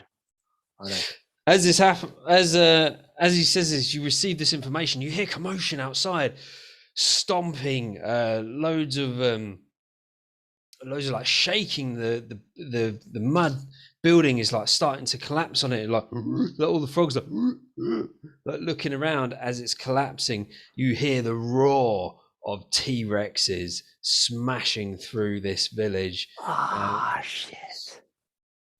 What are you doing? Pippi, no.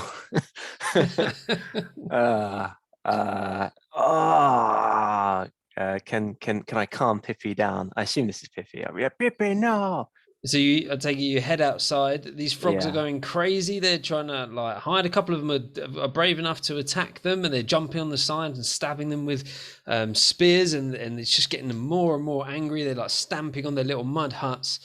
And you go out and you see Pippi. Oh no. Oh no. There's Pippi ravaging the village as well, I take it. They're both there ravaging the village. Oh no. In a craze. Oh no, she's not gonna come back from this.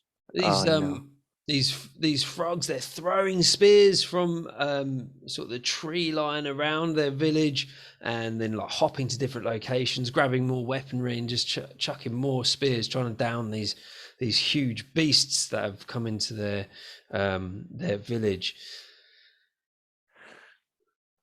Yes, I'm gonna have to do an eldritch blast on Pippi, I think. Oh no. They're not going to back down. Okay then. Does that put you in a bad place, DM? No, it puts me. No, that's fine. Absolutely fine. Absolutely fine. Give me 2 minutes. I could take a different course of action if that's. And no. Come on. Let's just do it. And let's roll for initiative. All right. There we go. Right, so you've got this in front of you. You've come out of the hut down here, and there are frogmen all over these T-Rexes, and they're just going crazy. They've lost their shit. So what did we get on our initiative rolls? With a modifier, I got a 13. And I got a 10.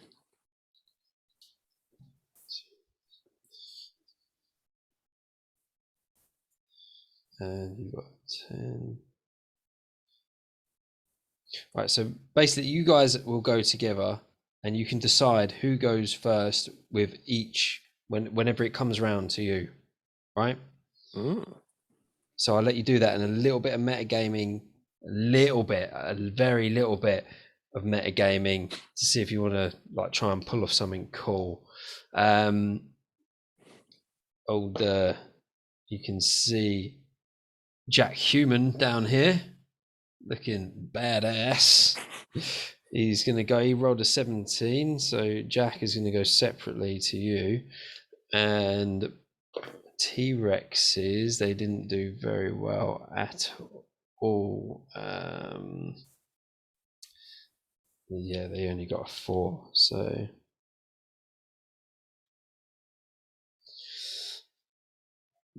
that will go to Jack.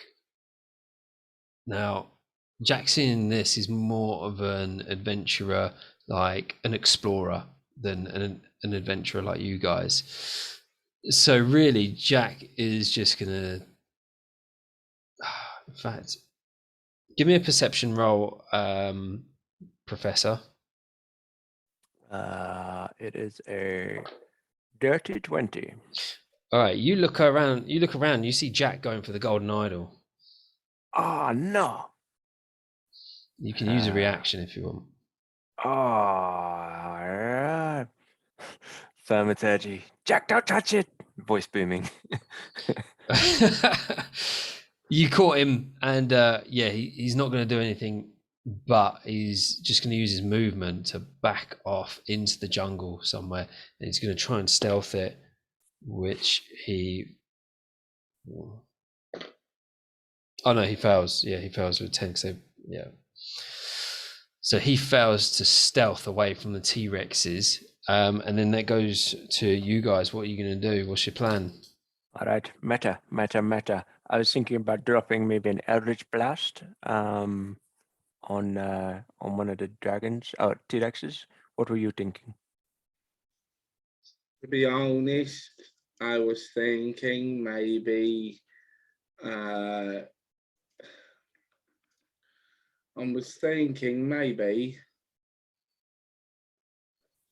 using my ray of enfablement followed by my magic missile.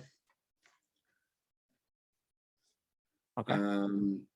I think they would be a good way of taking the T-Rexes down quicker. All right, so we just converge on one target, one on the right?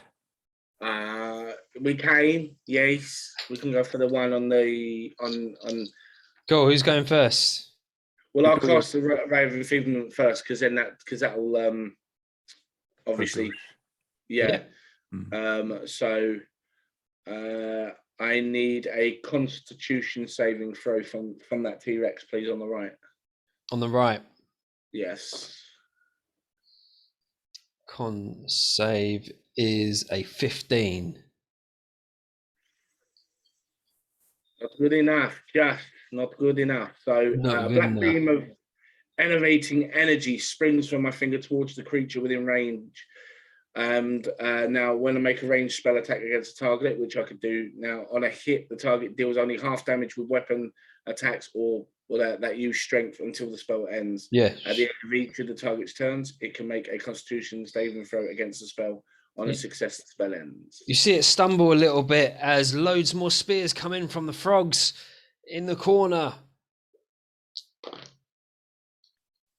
One of them hits into its side and it just looks really weak, sort of like stumbles to one side as it roars. Yep, I'm going to do my Eldritch Blast. So I have 2 beams. First beam is an attack of 26. That hits. And it does a damage of 7 on the one we're focusing on. I'm going to do my second beam on the same guy. So I'll do my attack roll again. And it is a 17. 17 hits, yeah. And the damage for that is a 13. Okay. And that's me. I'm going to stay put.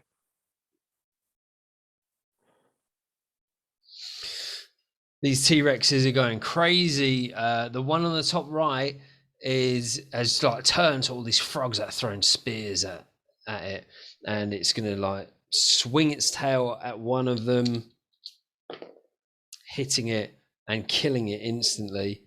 And then going for a chomp on the middle one, sorry, the one next to it, misses totally with a nat 1 and bites a tree.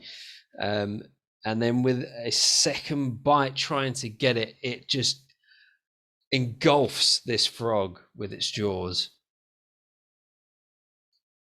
completely eliminating it. The other one is going to do exactly the same. It's going to try and attack all the others around it. Kills 2 of them with its jaw attack. and misses. It's then going to stampede. As it runs off, a spear comes in from the side. It misses. Stampede over to you guys, and it's going to finish its turn there, and that will go to Jack. Jack is going to maneuver himself sort of. Jack is going to stay put, right? He's going to be no help whatsoever. In fact, he's going to go for a stealth roll, and he fails that miserably. What? Okay, back to you guys. Okay. I was going to drop a witch bolt, possibly, on the second one, just to keep him interested. Witch bolt is very interesting. On a hit, target takes 3d12. So yeah, I was just going to drop my shit on that, and witch bolt will continue to hit as an action. Anything interesting that you want to do?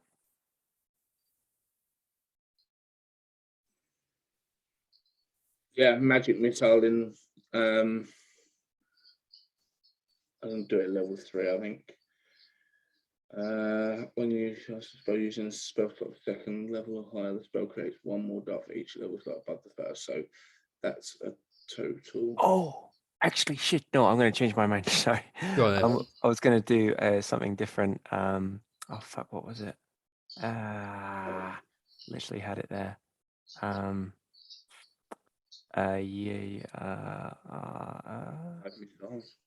Dissonant Whispers I'll cast actually, which will, if it succeeds, will get the creature to run away from me.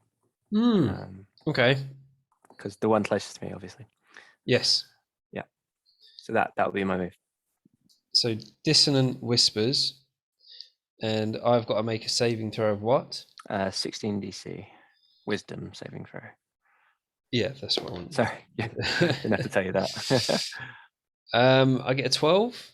No, so that's a fail. Yeah. Fail. So it runs away. Is that what it says? Yeah. So so it takes some damage, and immediately uses its reaction if available to move as far away as it can from me, but doesn't move into obvious danger. And the damage is 5d6. So that is. You kidding me? It's a 9. I thought it'd be way more impressive than that. It was 2, 2, 2, 1, 2 on my rolls. For God's sake. Crap. Yeah. And it turns tail and it's like and runs. Spears flying across, crisscrossing over it as it runs, and it runs into the jungle, storms into the jungle out of sight. Oh. As it's going away, you both get opportunity attacks as reactions. But Hans, what was your attack on that as he was running? Or did you want to do something else? Yeah, no, I wanted to. So which one's running? The one that's like top left. Right, he's So running say he's away there. from- He started running away, right? He's running away, yeah. Yeah. Right. Well, then, if that's the case, then I'll fire all my missiles at the other one. Then, if he's already on. Okay, so you're gonna let him run away. Yeah, he can run away. Yeah, because the other one's not. So, yeah. So I'm going to. So that'll be 5 missiles aimed at that one. Okay. So I want for the first one. We get the right die. That will help. How long does Dissonant Whispers last? Good question. Dissonant. I'll come back to you on that one. I'll check the book. Doesn't actually say in my notes. Dissonant Whispers. Oh right, so no, it's concentration for 1 minute. Oh no, it's not. Cancel that. That's an instant.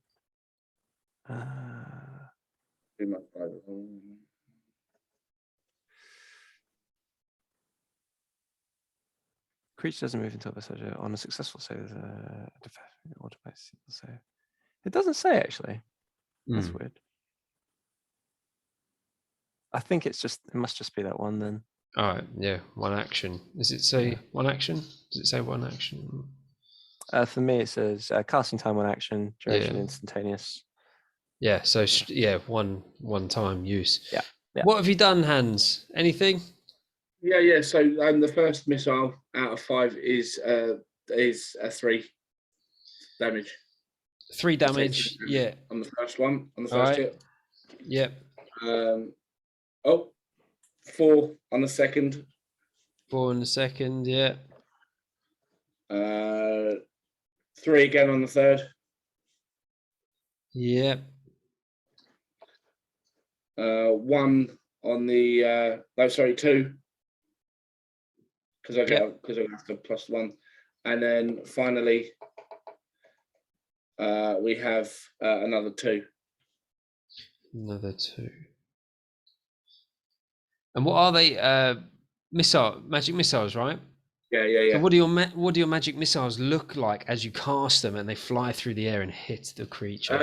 They look like they look almost like little like meteors, and that they look like fire, just like Little like D20s on rock fire. almost.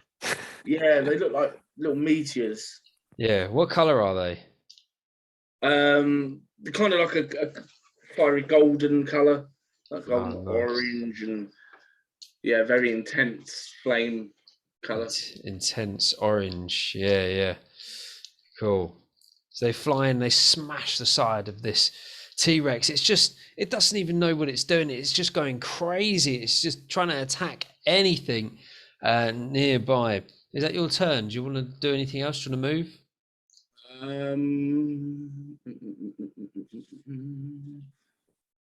I'm going to use my Misty Step again, and I'm going to move 30 yards over to the actually, I'll tell you what I'm going to do. Yeah, I'm going to use Misty Step, and I'm going to appear just behind Jack. So Jack can't exactly, if he wanted to run further away, he won't be able to, because I'll be there. All right then. Yeah. So just Yeah. behind Jack, we'll move Jack forwards a little bit. As you appear, Jack's like, going somewhere. T-Rex is infuriated. Storm back in, rampaging firstly towards the first thing that it sees. This one attacks that frog and kills it. Just grabs it in its jaws and just rips it apart. Next one with its jaws kills that one as well. Oh my god. Goes over to this one and swipes with its tail for a nat 20. Kills that one as well. Oh shit. This other one is like looking around, but it's just had these meteors hit its body and it's been watching to see where the creature went, but it doesn't know because he teleported. So he is going to move all the way down to the professor with its 50 feet of movement. Oh my god. And he's going to try and hit the professor. As he comes down, he's like turns his head sideways and opens his jaw to bite down on this poor professor for a 16 to hit. Yeah, that's a hit. And then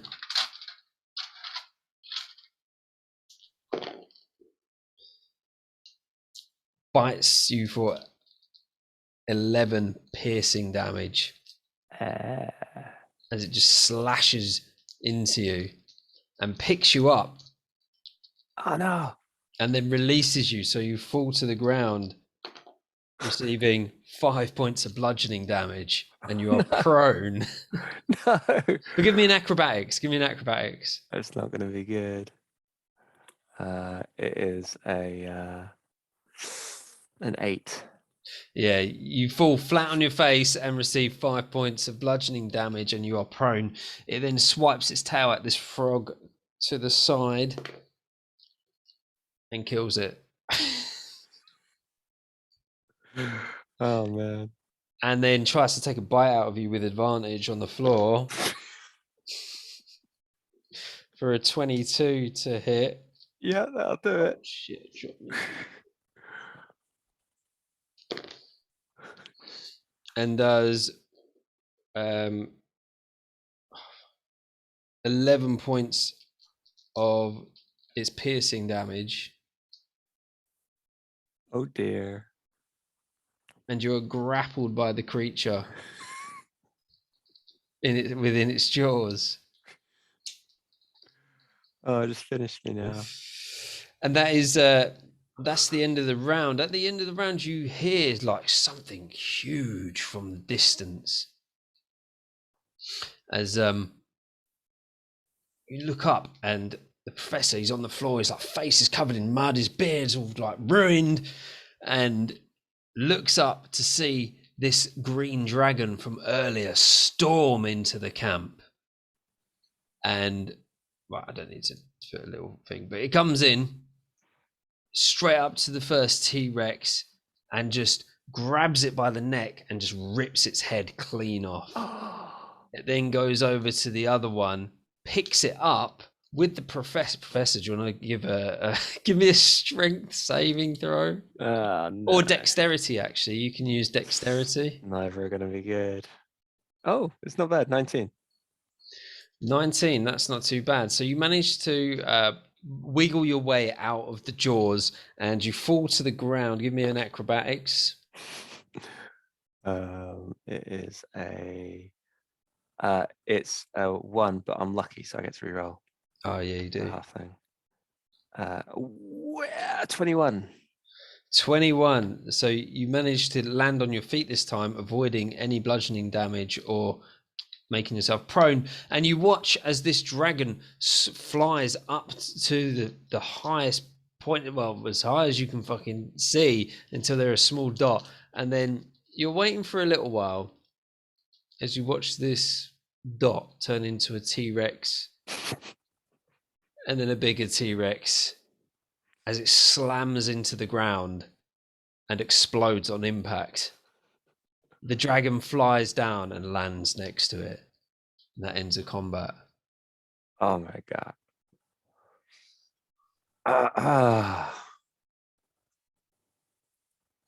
Professor just slumps to the ground. The frogs are going crazy, absolutely crazy. They're like hopping around. They haven't got a clue what's going on. They're just trying to regroup and like find their families and stuff. And this dragon stands there in front of you, snarling at everybody. It takes a big bite out of the T-Rex and chomps it down. Damn. Are you okay, Hans? I'm okay. That was very intense. Are you okay, Professor? I'm pretty fucked, to be honest, but Yeah. I think I make it. Well, I hope so. Yes, I think maybe. Just seeing if I can.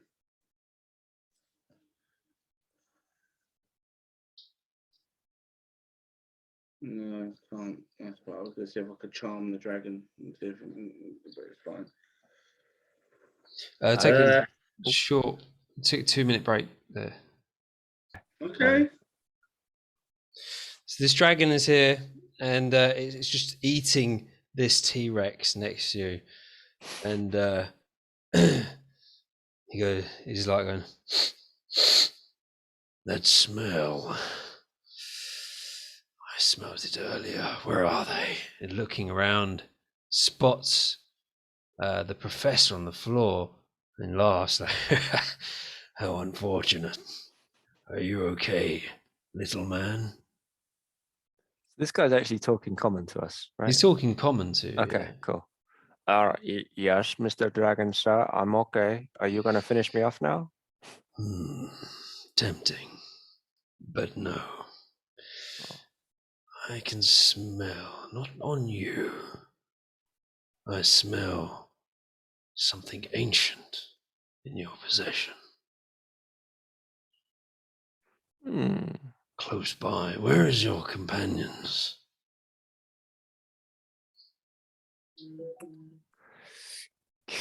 Can I? Is there like? Can I do? Is it an insight check when I kind of want to figure out this guy's like alignment or what he intends?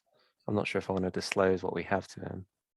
Yeah, you can do an insight to determine whether you think this dragon may be genuine or if he has sinister intentions by the way he talks or Yeah. Okay. Yeah. I roll an insight 15. he's a dragon which you're pretty much unfamiliar with. You don't know, you're fucked from being bitten by a T-Rex. Cool. You can't really tell. Hans, what are you doing with Jack in the undergrowth? Wouldn't you like to know? No. Oh yeah. No, nothing like that at all.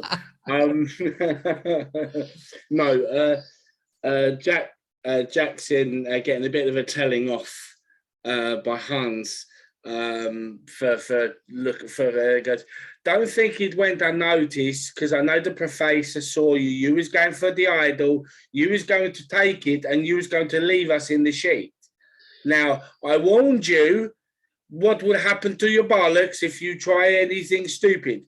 So you're going to get punished. So with that, so what he actually does is he actually punches Jack square in the bollocks and goes, that is nothing compared to what I would do if you fuck this up anymore. Oh, Jack drops to the floor. He's like throwing up a little bit. He's like, oh God.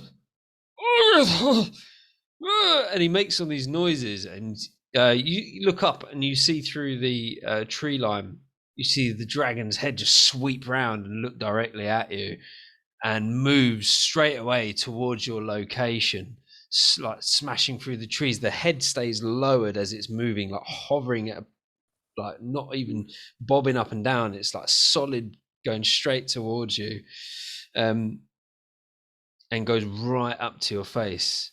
And he goes, "Give me the idol." I think we should, because basically, I'm just seeing this damn fucking foreign guy talking to a fucking dragon like this. Giving him. It's insane. I don't think. Listen, calm down. I don't think that we should. You see, because we want to save the world, but we are happy if you can help us with the transportation. You can help see this through, that we will return it where it needs to go so that the world does not come to an end. Your intentions. Give him do a persuasion check on him. I'll put my fucking dice away because I thought it was finished. No.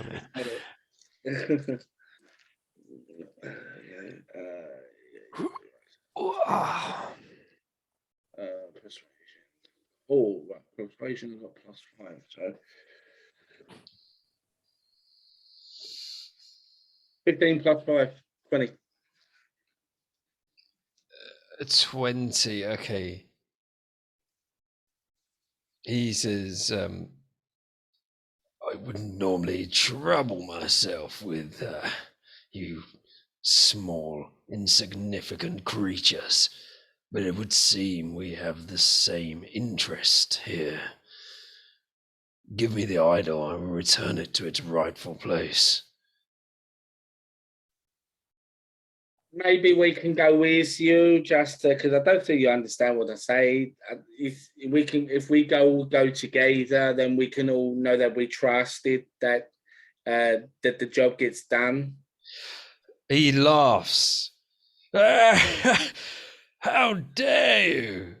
Me be seen with creatures riding me like a horse. How dare you suggest such a thing? I should I'm kill not you right now. I'm not disrespecting you. I'd say it's for the transportation, because you are a great creature. I respect you, and I just think it would be beneficial if we all went together. And if you were to provide a transportation, not only do we get to go with you and we get to see this through, but you get to make sure that we see it through. Because if we were going to deceive you, you're going to kill us if we don't do the right thing. Yeah. So you've got nothing to lose. And just by us riding you for the transportation, it is not demeaning for you. It shows how much we need to rely on you. Also, just to chime in, we don't need to mount you as such. You could just carry us in your claws or something. Just as an option. You, Professor, give me a persuasion on this dragon. You know it's gonna be good. 25. Oh, that is really good. He's like, It is many days' travel for you on foot, which is why I must have the idol. Sunset is upon us. We must move quickly. Step into my claw. Thank you. Please do not try and scratch me, because it takes a long time to look like it. No problem. Yeah, we go. he extends his claw, and you step into it, and it's like a cage, because this is an adult dragon. This is an adult green dragon, and Hans, with his intelligence of like 20, knows that green dragons are normally very cunning and treacherous. But it would seem that he understands the power and possibly could be even a guardian of the entire island. Yeah. And so sees what you're trying to do, and with your persuasion checks he's understanding. So he takes off, he like the wings, his wingspan just like he blasts all this high pressure air down onto this poor bullywug village, and flattens loads of structures, and spends, like, you see frogs flying into trees and just Oh no. he does not care about the little creatures. This is his island, and he takes off, flying straight up at the speed of a bullet, spinning with his wings in. Gets up really, really high. It could be compared to being launched in a rocket. Give me a strength or dexterity saving throw to see if you hold on. Yeah, that's a 5 for me. Danger. Oh, please piss off. Thank you. What was it? Sorry, the thing come down and covered all my shit. Yeah, a strength or dexterity saving throw. 17. Right. Saving throw +1 on the dexterity, so it gives me 18. 18. So you hold on with all this G-force going through your body. As he's flying up, he spreads his wings and starts to glide. But just before he gets to that point, the professor falls out and starts falling towards the ground. What are you guys doing? Are you screaming out? I'm screaming out. I'm screaming out. Do it. Can you do it in a professor voice? Ooh. I can't get it loud in garage, unfortunately. Yeah. Okay. Yeah. Otherwise, I would go full tilt on that. Yeah, no Wake up worries. and Are you hang it. late, Professor? Sorry. As he's falling back down to the No. I'm Bullywug joking. village. I'm kidding. Good. What's the name of this fucking dragon again? It's We haven't Garth. actually introduced ourselves, I don't think. Or But have yeah, we? he doesn't. What You don't. Garth? Oh no, you know Garth! it's Garth because you were Yeah. told, weren't you? Okay. Garth! I'm gonna be careful because I won't be neighbours. Garth! He hears to you. we need to catch him, okay? It's very important. Can we catch him, please? Where is the idol? He has it on him in the rucksack. Deception. I don't know. I actually thought he did actually have it on him. No. Oh no, he does. He does. He yeah, does but- have it on him, innit? Oh, okay. Yeah. Hmm. Okay. Because he So stopped Jack from nicking it, didn't he? right. Okay. Right. So you're not. Makes things interesting. Yeah. So he's like turns and like flies down, and you're about to like just smack into the ground, like right next to the T-Rex, and he just goes, grabs you in his claw, and is like, ruined my ascent. And now you're in a different claw to the rest of the guys, and he's flying across. He slowly ascends this time, and he goes over the chasm, continues across this jungle landscape. As it undulates beneath you, you see rivers, raging rivers cutting through the landscape, and then you see a particularly dense part of rainforest right in front of you that's raised up on a hill. And he says to you, hold on. And so what he does, he sort of like makes himself, he like puts himself into a tuck, and he goes straight into the ground. It looks like he goes straight into this hill, and he goes through it, like it goes through the trees and stuff, and he goes into a cave, and he's like a torpedo going through this cave, comes out the other side, spreads his wings, and slowly brings you down to the ground in front of this ancient temple. Damn. He's like, hurry, place the idol back on its rightful pedestal. And in front of you, this temple is like is it Aztec? Aztec Mayan type. Yeah, thing, Aztec yeah. Mayan temple. It's like basically one of those. Right, it's not very big, and it's got the steps going up, Yeah. right up to the top. Oh. What are you doing? He's released you from his claws. The professor's kind of like stunned at the moment from being dropped and being saved, and then doing that crazy tuck thing then at the end. Yeah. It was too much. Okay, Professor, give it to me. I'm going to go rush in there and I'm going to put it in its place, okay? And in just like a really stunned fashion, he's just like, all right, there you go. I'm done. I'm out. He gives it to Hans. And then Hans makes his way into the entrance, and then he goes, I cast invisibility. Oh, yeah, you bastard. Yeah. Nice. And then Hans proceeds to run off with the idol, leaving them waiting and All right. waiting. So you run, they're watching. You can see a slight grin on the dragon's face. And you run up to the steps, the base of the steps, right? And what do you do then? Nothing. I've run the other direction. I've screwed them all over. Oh, that's what you were The idol doing. for myself.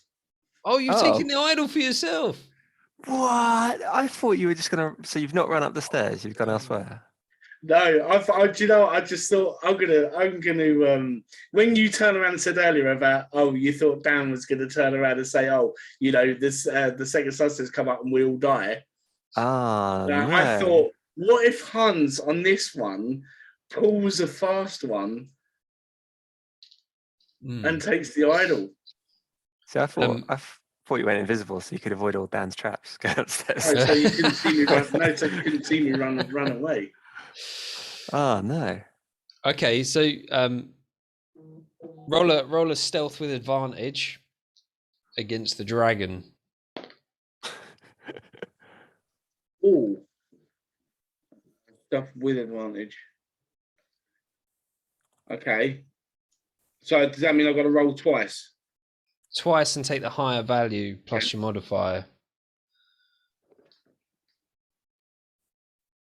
Oh, that's not too bad. That gives me a 19 with modifier as the highest roll. Okay. I'm not like making this up because I want the story to go a certain way. I don't care where the story goes. I think it's quite cool that you're doing this. But the dragon actually rolled a 13 with a modifier of plus 12. Actually, I thought it was insight, which is a plus 7, but it's got perception plus 12. So yeah, the dragon gets a 25 perception, and like he looks over his shoulder. He's like, Right. Okay. Stuff right there. Can I roll a persuasion? Well, Because I'm going to Hans can be quite melodramatic, and Hans says, "It's okay. It's just, I know there's a traps in there. I just come outside. I just need a moment, and I'm going to go in. Okay, you can even watch me go in. Just." Do you think I was born yesterday, elf? I promise. I promise. Just eat you where you I stand. promise. I wouldn't trust him, Gav. I promise that this time, like Hans is kind of like, shit, I didn't get away with it. Okay, I'm not going to get away with this. So Hans is like, okay, you know what? Let's do it. he looks up at the sun and he's like, We have some time before the final sunset. I'm going to put Maybe it I will inside play now. with you. I can No, play you with don't you need for to an play hour or with two. us. No, we don't need to play with it. I'm going to take it in there. It's just I got a bit freaked out because it's dark inside, and I noticed I see something that looked like the trap. I got a bit nervous. Okay, that's why I was invisible, because I didn't want anything inside to see me. Okay. Push it. deception. Oh yes.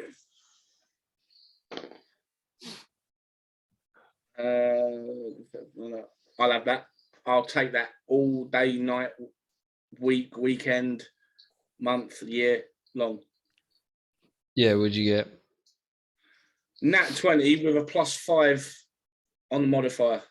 Yeah, that beats my 12 insight. Okay, so I've convinced him. You've convinced him, yeah.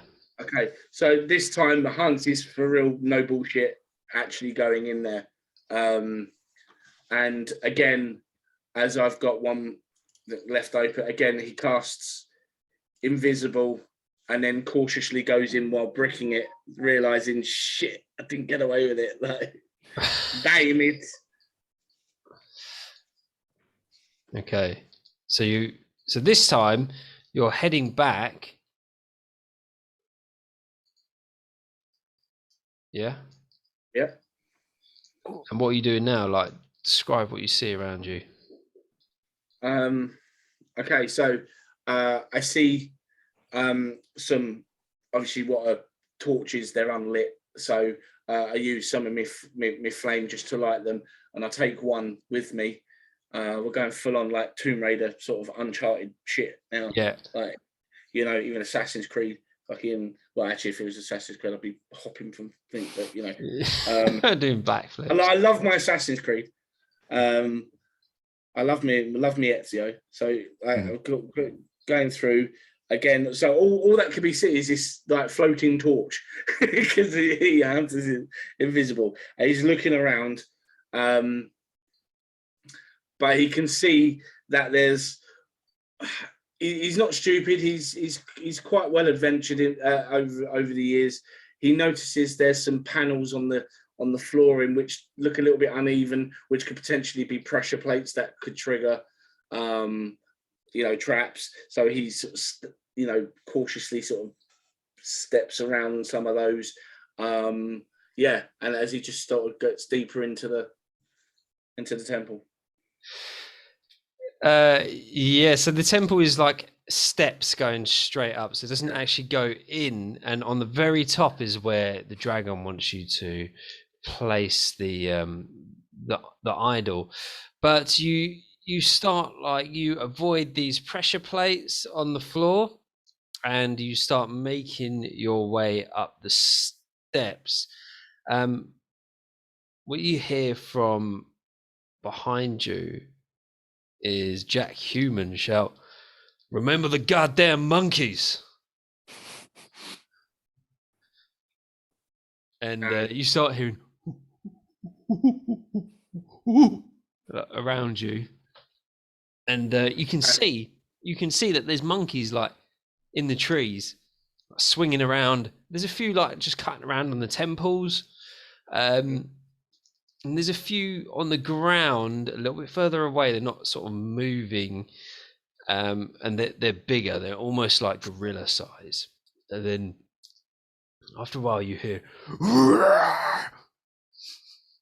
coming from beyond the temple as you step further up. What are you guys doing?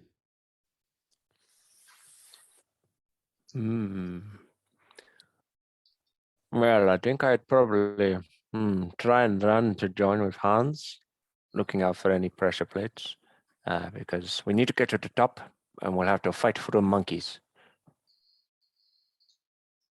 So I'll start ascending the temple as well, and hopefully my friend Garth will come with me, as will Jack. That would be handy. No, Garth, you look at Garth, but Jack follows you, and he sort of gives you a bit of advice as he gets up to you. He's like, "You want to watch your step on these steps.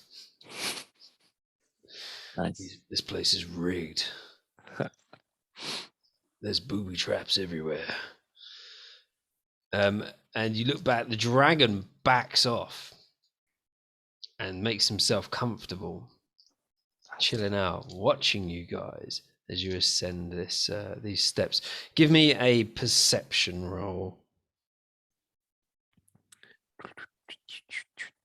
It is actually a shame this isn't a two-part, because I can feel that there's so much more of a story to tell inside this temple than just the ending. That's what I really feel. I feel there's a lot more that could really go down here. It is a perception. 8. All right. Yeah. What about Hans?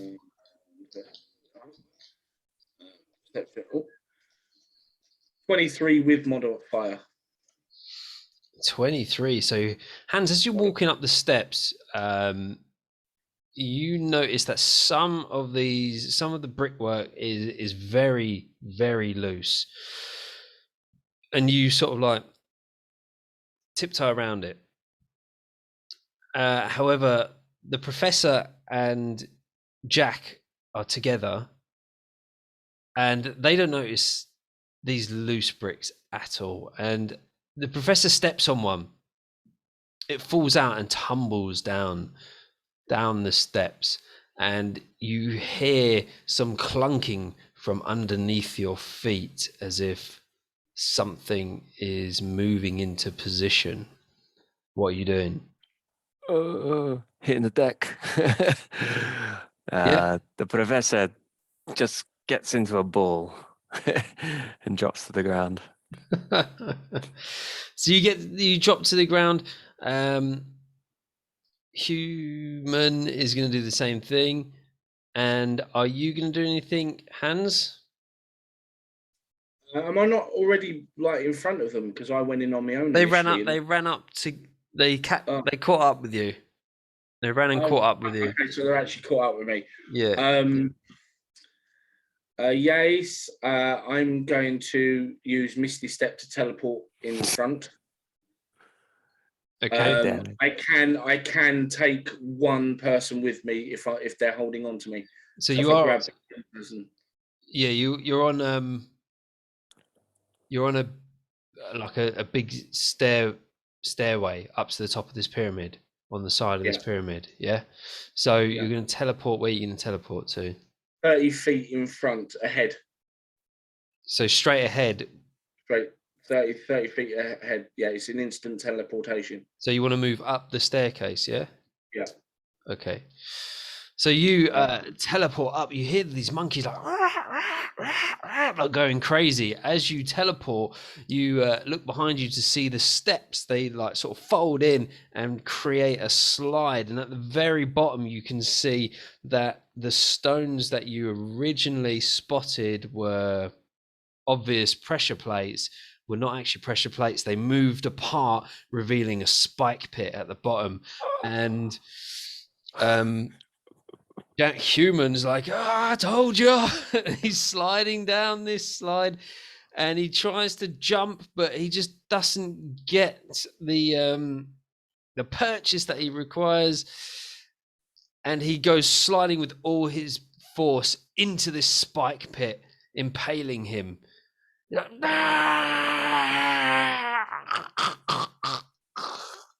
As it closes back over him, and the stairs return to their original position, and you just see in the very distance the dragon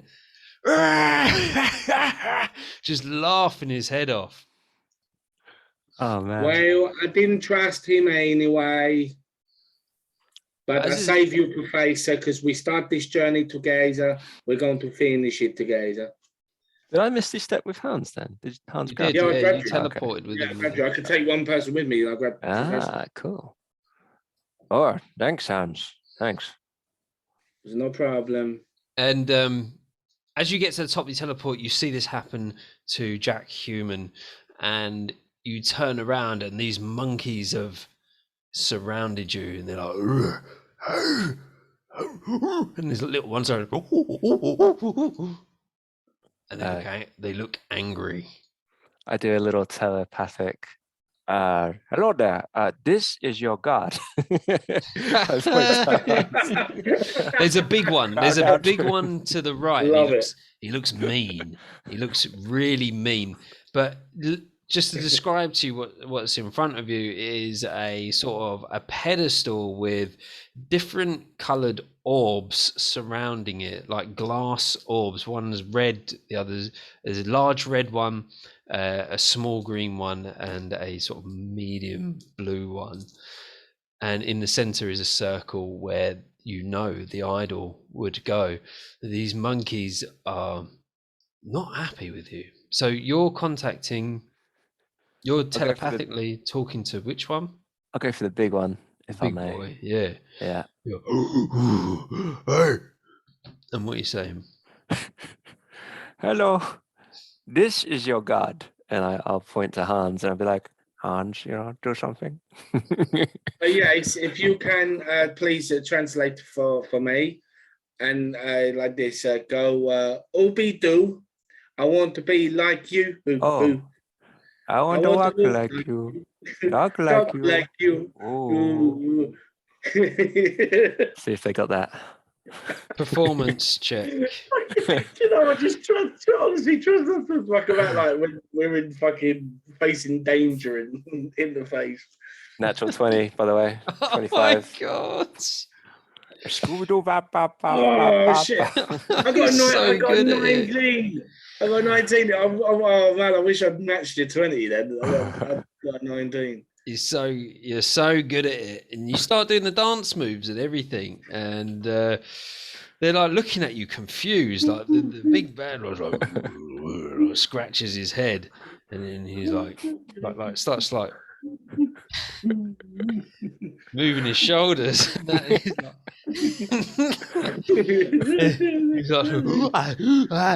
starts dancing with you, and all the other little monkeys like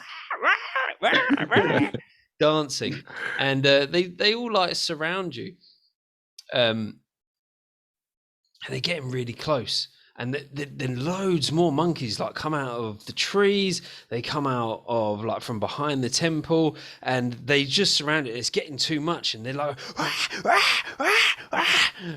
absolutely crazy, to the point where you can't even move, and you're starting to slightly get hurt by how close they're getting to you, and you've got them really excited. Oh no. And you're starting to edge back towards the steps, where they're just like the pressure from them all gathering around you is just naturally sort of moving you back. We need to proceed here, progress. We can't end up going back.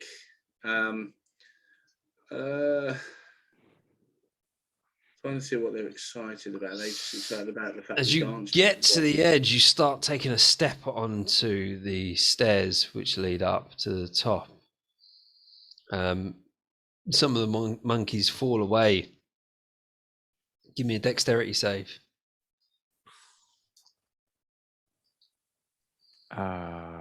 7.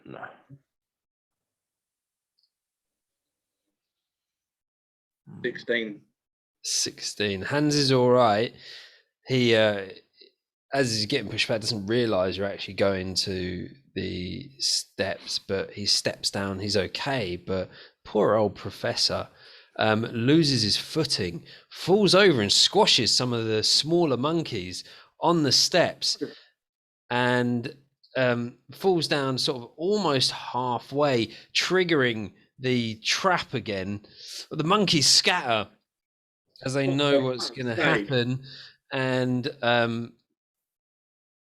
Hans, you're on the first step as well, but you can pretty much just step up. What are you guys doing as this thing, the clunking, starts to kick in again? The cover at the bottom of the steps reveals reveals Jack Human. As it opens up, you hear "Wah!" as he's still screaming. He's still alive. No. No. Oh my What are you gosh. doing? I'm grabbing onto something on the I'm side. standing there laughing again. Are you fucking for real? You okay, Jake? You want espresso with lemon twist with that? He's just screaming. He's got like one like sticking through his shoulder. The other one is like partially impaled his face. And is like going through his cheek. Oh, the detail. And then another one's like gone through his leg, and he's just fucked. The dragon is at this point is just in hysterics. Like he's on his back, rolling around, loving it. He's enjoying it so much. And you're grabbing on something. What are you doing? Grabbing onto the side so I don't slip, and maybe sending an Eldritch Blast down to Jack just to put him out of his misery. You send the Eldritch Blast okay, down. Jack. We brought you some monkeys to keep you company. Oh, fuck you.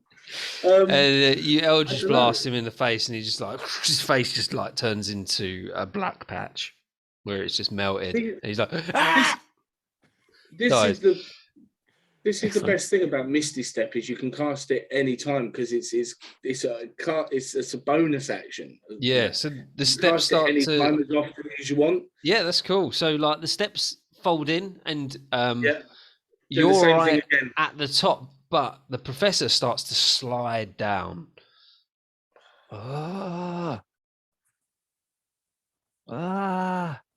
He's sliding. Trying to grab onto the side desperately. Give us a strength. Give us, no. Strength or dexterity check. Straight. As in straight check. Okay. Come on, baby. A 6. 6, you can't grab onto anything. You slide Oh, even no, further no, down. no. The dragon's laughing his head off in the background. Shit. Hans, you're his only hope. Yeah, but even if I was to slide down there after him, like, the chances of me catching up with him in Can I time was launch? slim. Can I launch another Eldritch Blast at the spikes? See if I can like destroy them. You use. Oh, okay. You want to destroy him? All right. Okay. Yeah. Launch a Sorry, Eldritch Blast at it. I will also assist Yep. as well. If we're going to destroy, I'm going to cast magic missile again, and I'm going to fire them there as well. I'm going to try and so we're doing double damage. So it's Double got the damage. effects from me and yours as well. Yeah. Roll to hit first with your Eldritch Blast and It's a 12. But a it shouldn't need 12. too much to Yeah, get. no, 12 hits. 12 definitely hits. Magic missile always hits. And magic missile is an automatic hit, so roll me damage. Okay, so I get 14 damage. from all 5 of mine, I'll just give you a total. Yeah, just give me a total.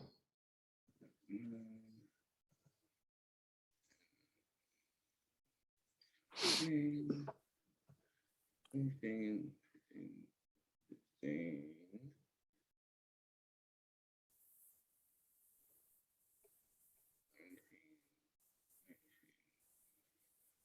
19 total damage from 5 hits. 90 damage. All right. So you completely obliterate that half of the steps on the sort of left-hand side. Obliterate that half of the spike pit. Remaining is one little spike. Give me a dexterity saving throw, Professor, to see if you hit it or not. A 7. 7, you fall and you hit the spike. You hit the spike. It impales your leg, and if Jack was still alive, you'd be screaming next to him. And you take 5 points of piercing damage from the spike. Right, at this part, I slide down after him. I'm going to, because this is going to be really good, because the moment I touch you, I'm going Misty Step and teleporting 30 feet back up the stairs. So the second I touch you, so we're teleport before I can hit the spike. So the moment I make contact with you, so that's what I'm going to do. Yeah, okay then. So you slide down. Just tell me how, just describe the scene to me and like how it all happens. Like how does your teleport look and how does it work? And I'm technically snowboarding down on a dead monkey's carcass. Legolas style. He's okay. I'm coming. Yeah, like that. And just as I'm getting towards the edge, I just sort of leaned and reach out just in front like that, and I just feel contact with the professor. Whatever. He's where did you say he was impaled? In his shoulder? Leg. in his leg.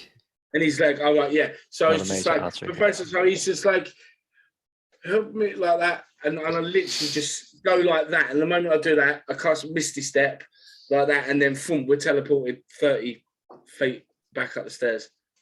Blood starts spewing out of the wound. Yeah. And at this point, Hans can't believe it. And he's like, okay, Professor, can't believe I'm going to do this. I need another, I'm going to have to go to see a tailor soon. He actually does the unthinkable and he rips some of his lovely robe that he believes he looks dashing in. And what he does is he sparks up some flame on his fingers, just making this little flame and go, okay, Professor, this is going to hurt for a moment, okay? And he just cauterizes the wound in the leg and then uses the cloth from his robe to bandage the wound. And then he goes, okay, now, how can you do where you stand? Do you feel okay? If you need a limp, you can use me to lean on. You okay? Professor just doesn't say anything, but he manages to kind of sort of struggle and prop himself up a little bit as he just Okay. clings to Hans. But great character development for Hans there. He actually like ripped off his clothes. It's impressive. Yeah, Impressive. it's okay. He's already got covered in some monkey sheet anyway, so Yeah, Mu- Professor's fucked at the moment. Yeah. yeah. He's, No Oh, damage to yes. Hans.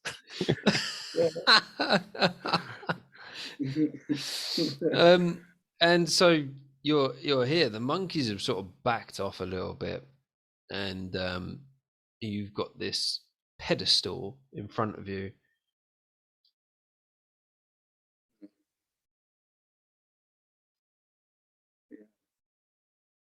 okay, so Hans says, "Okay, Professor, I'm just going to take the idol up here. You just wait right here, and then Hans takes the idol up to the pedestal, just places it gently on the pedestal, and then waits for something to happen." As you place it onto the pedestal, give me a wisdom saving throw. Both. No, just Hans. So, No, in fact, yeah, both of you. me. Ooh, 23. 23. Yeah. Oh 23. shit! Yeah, I've got, yeah. I've got 23. +7 The on number the 23. Yeah.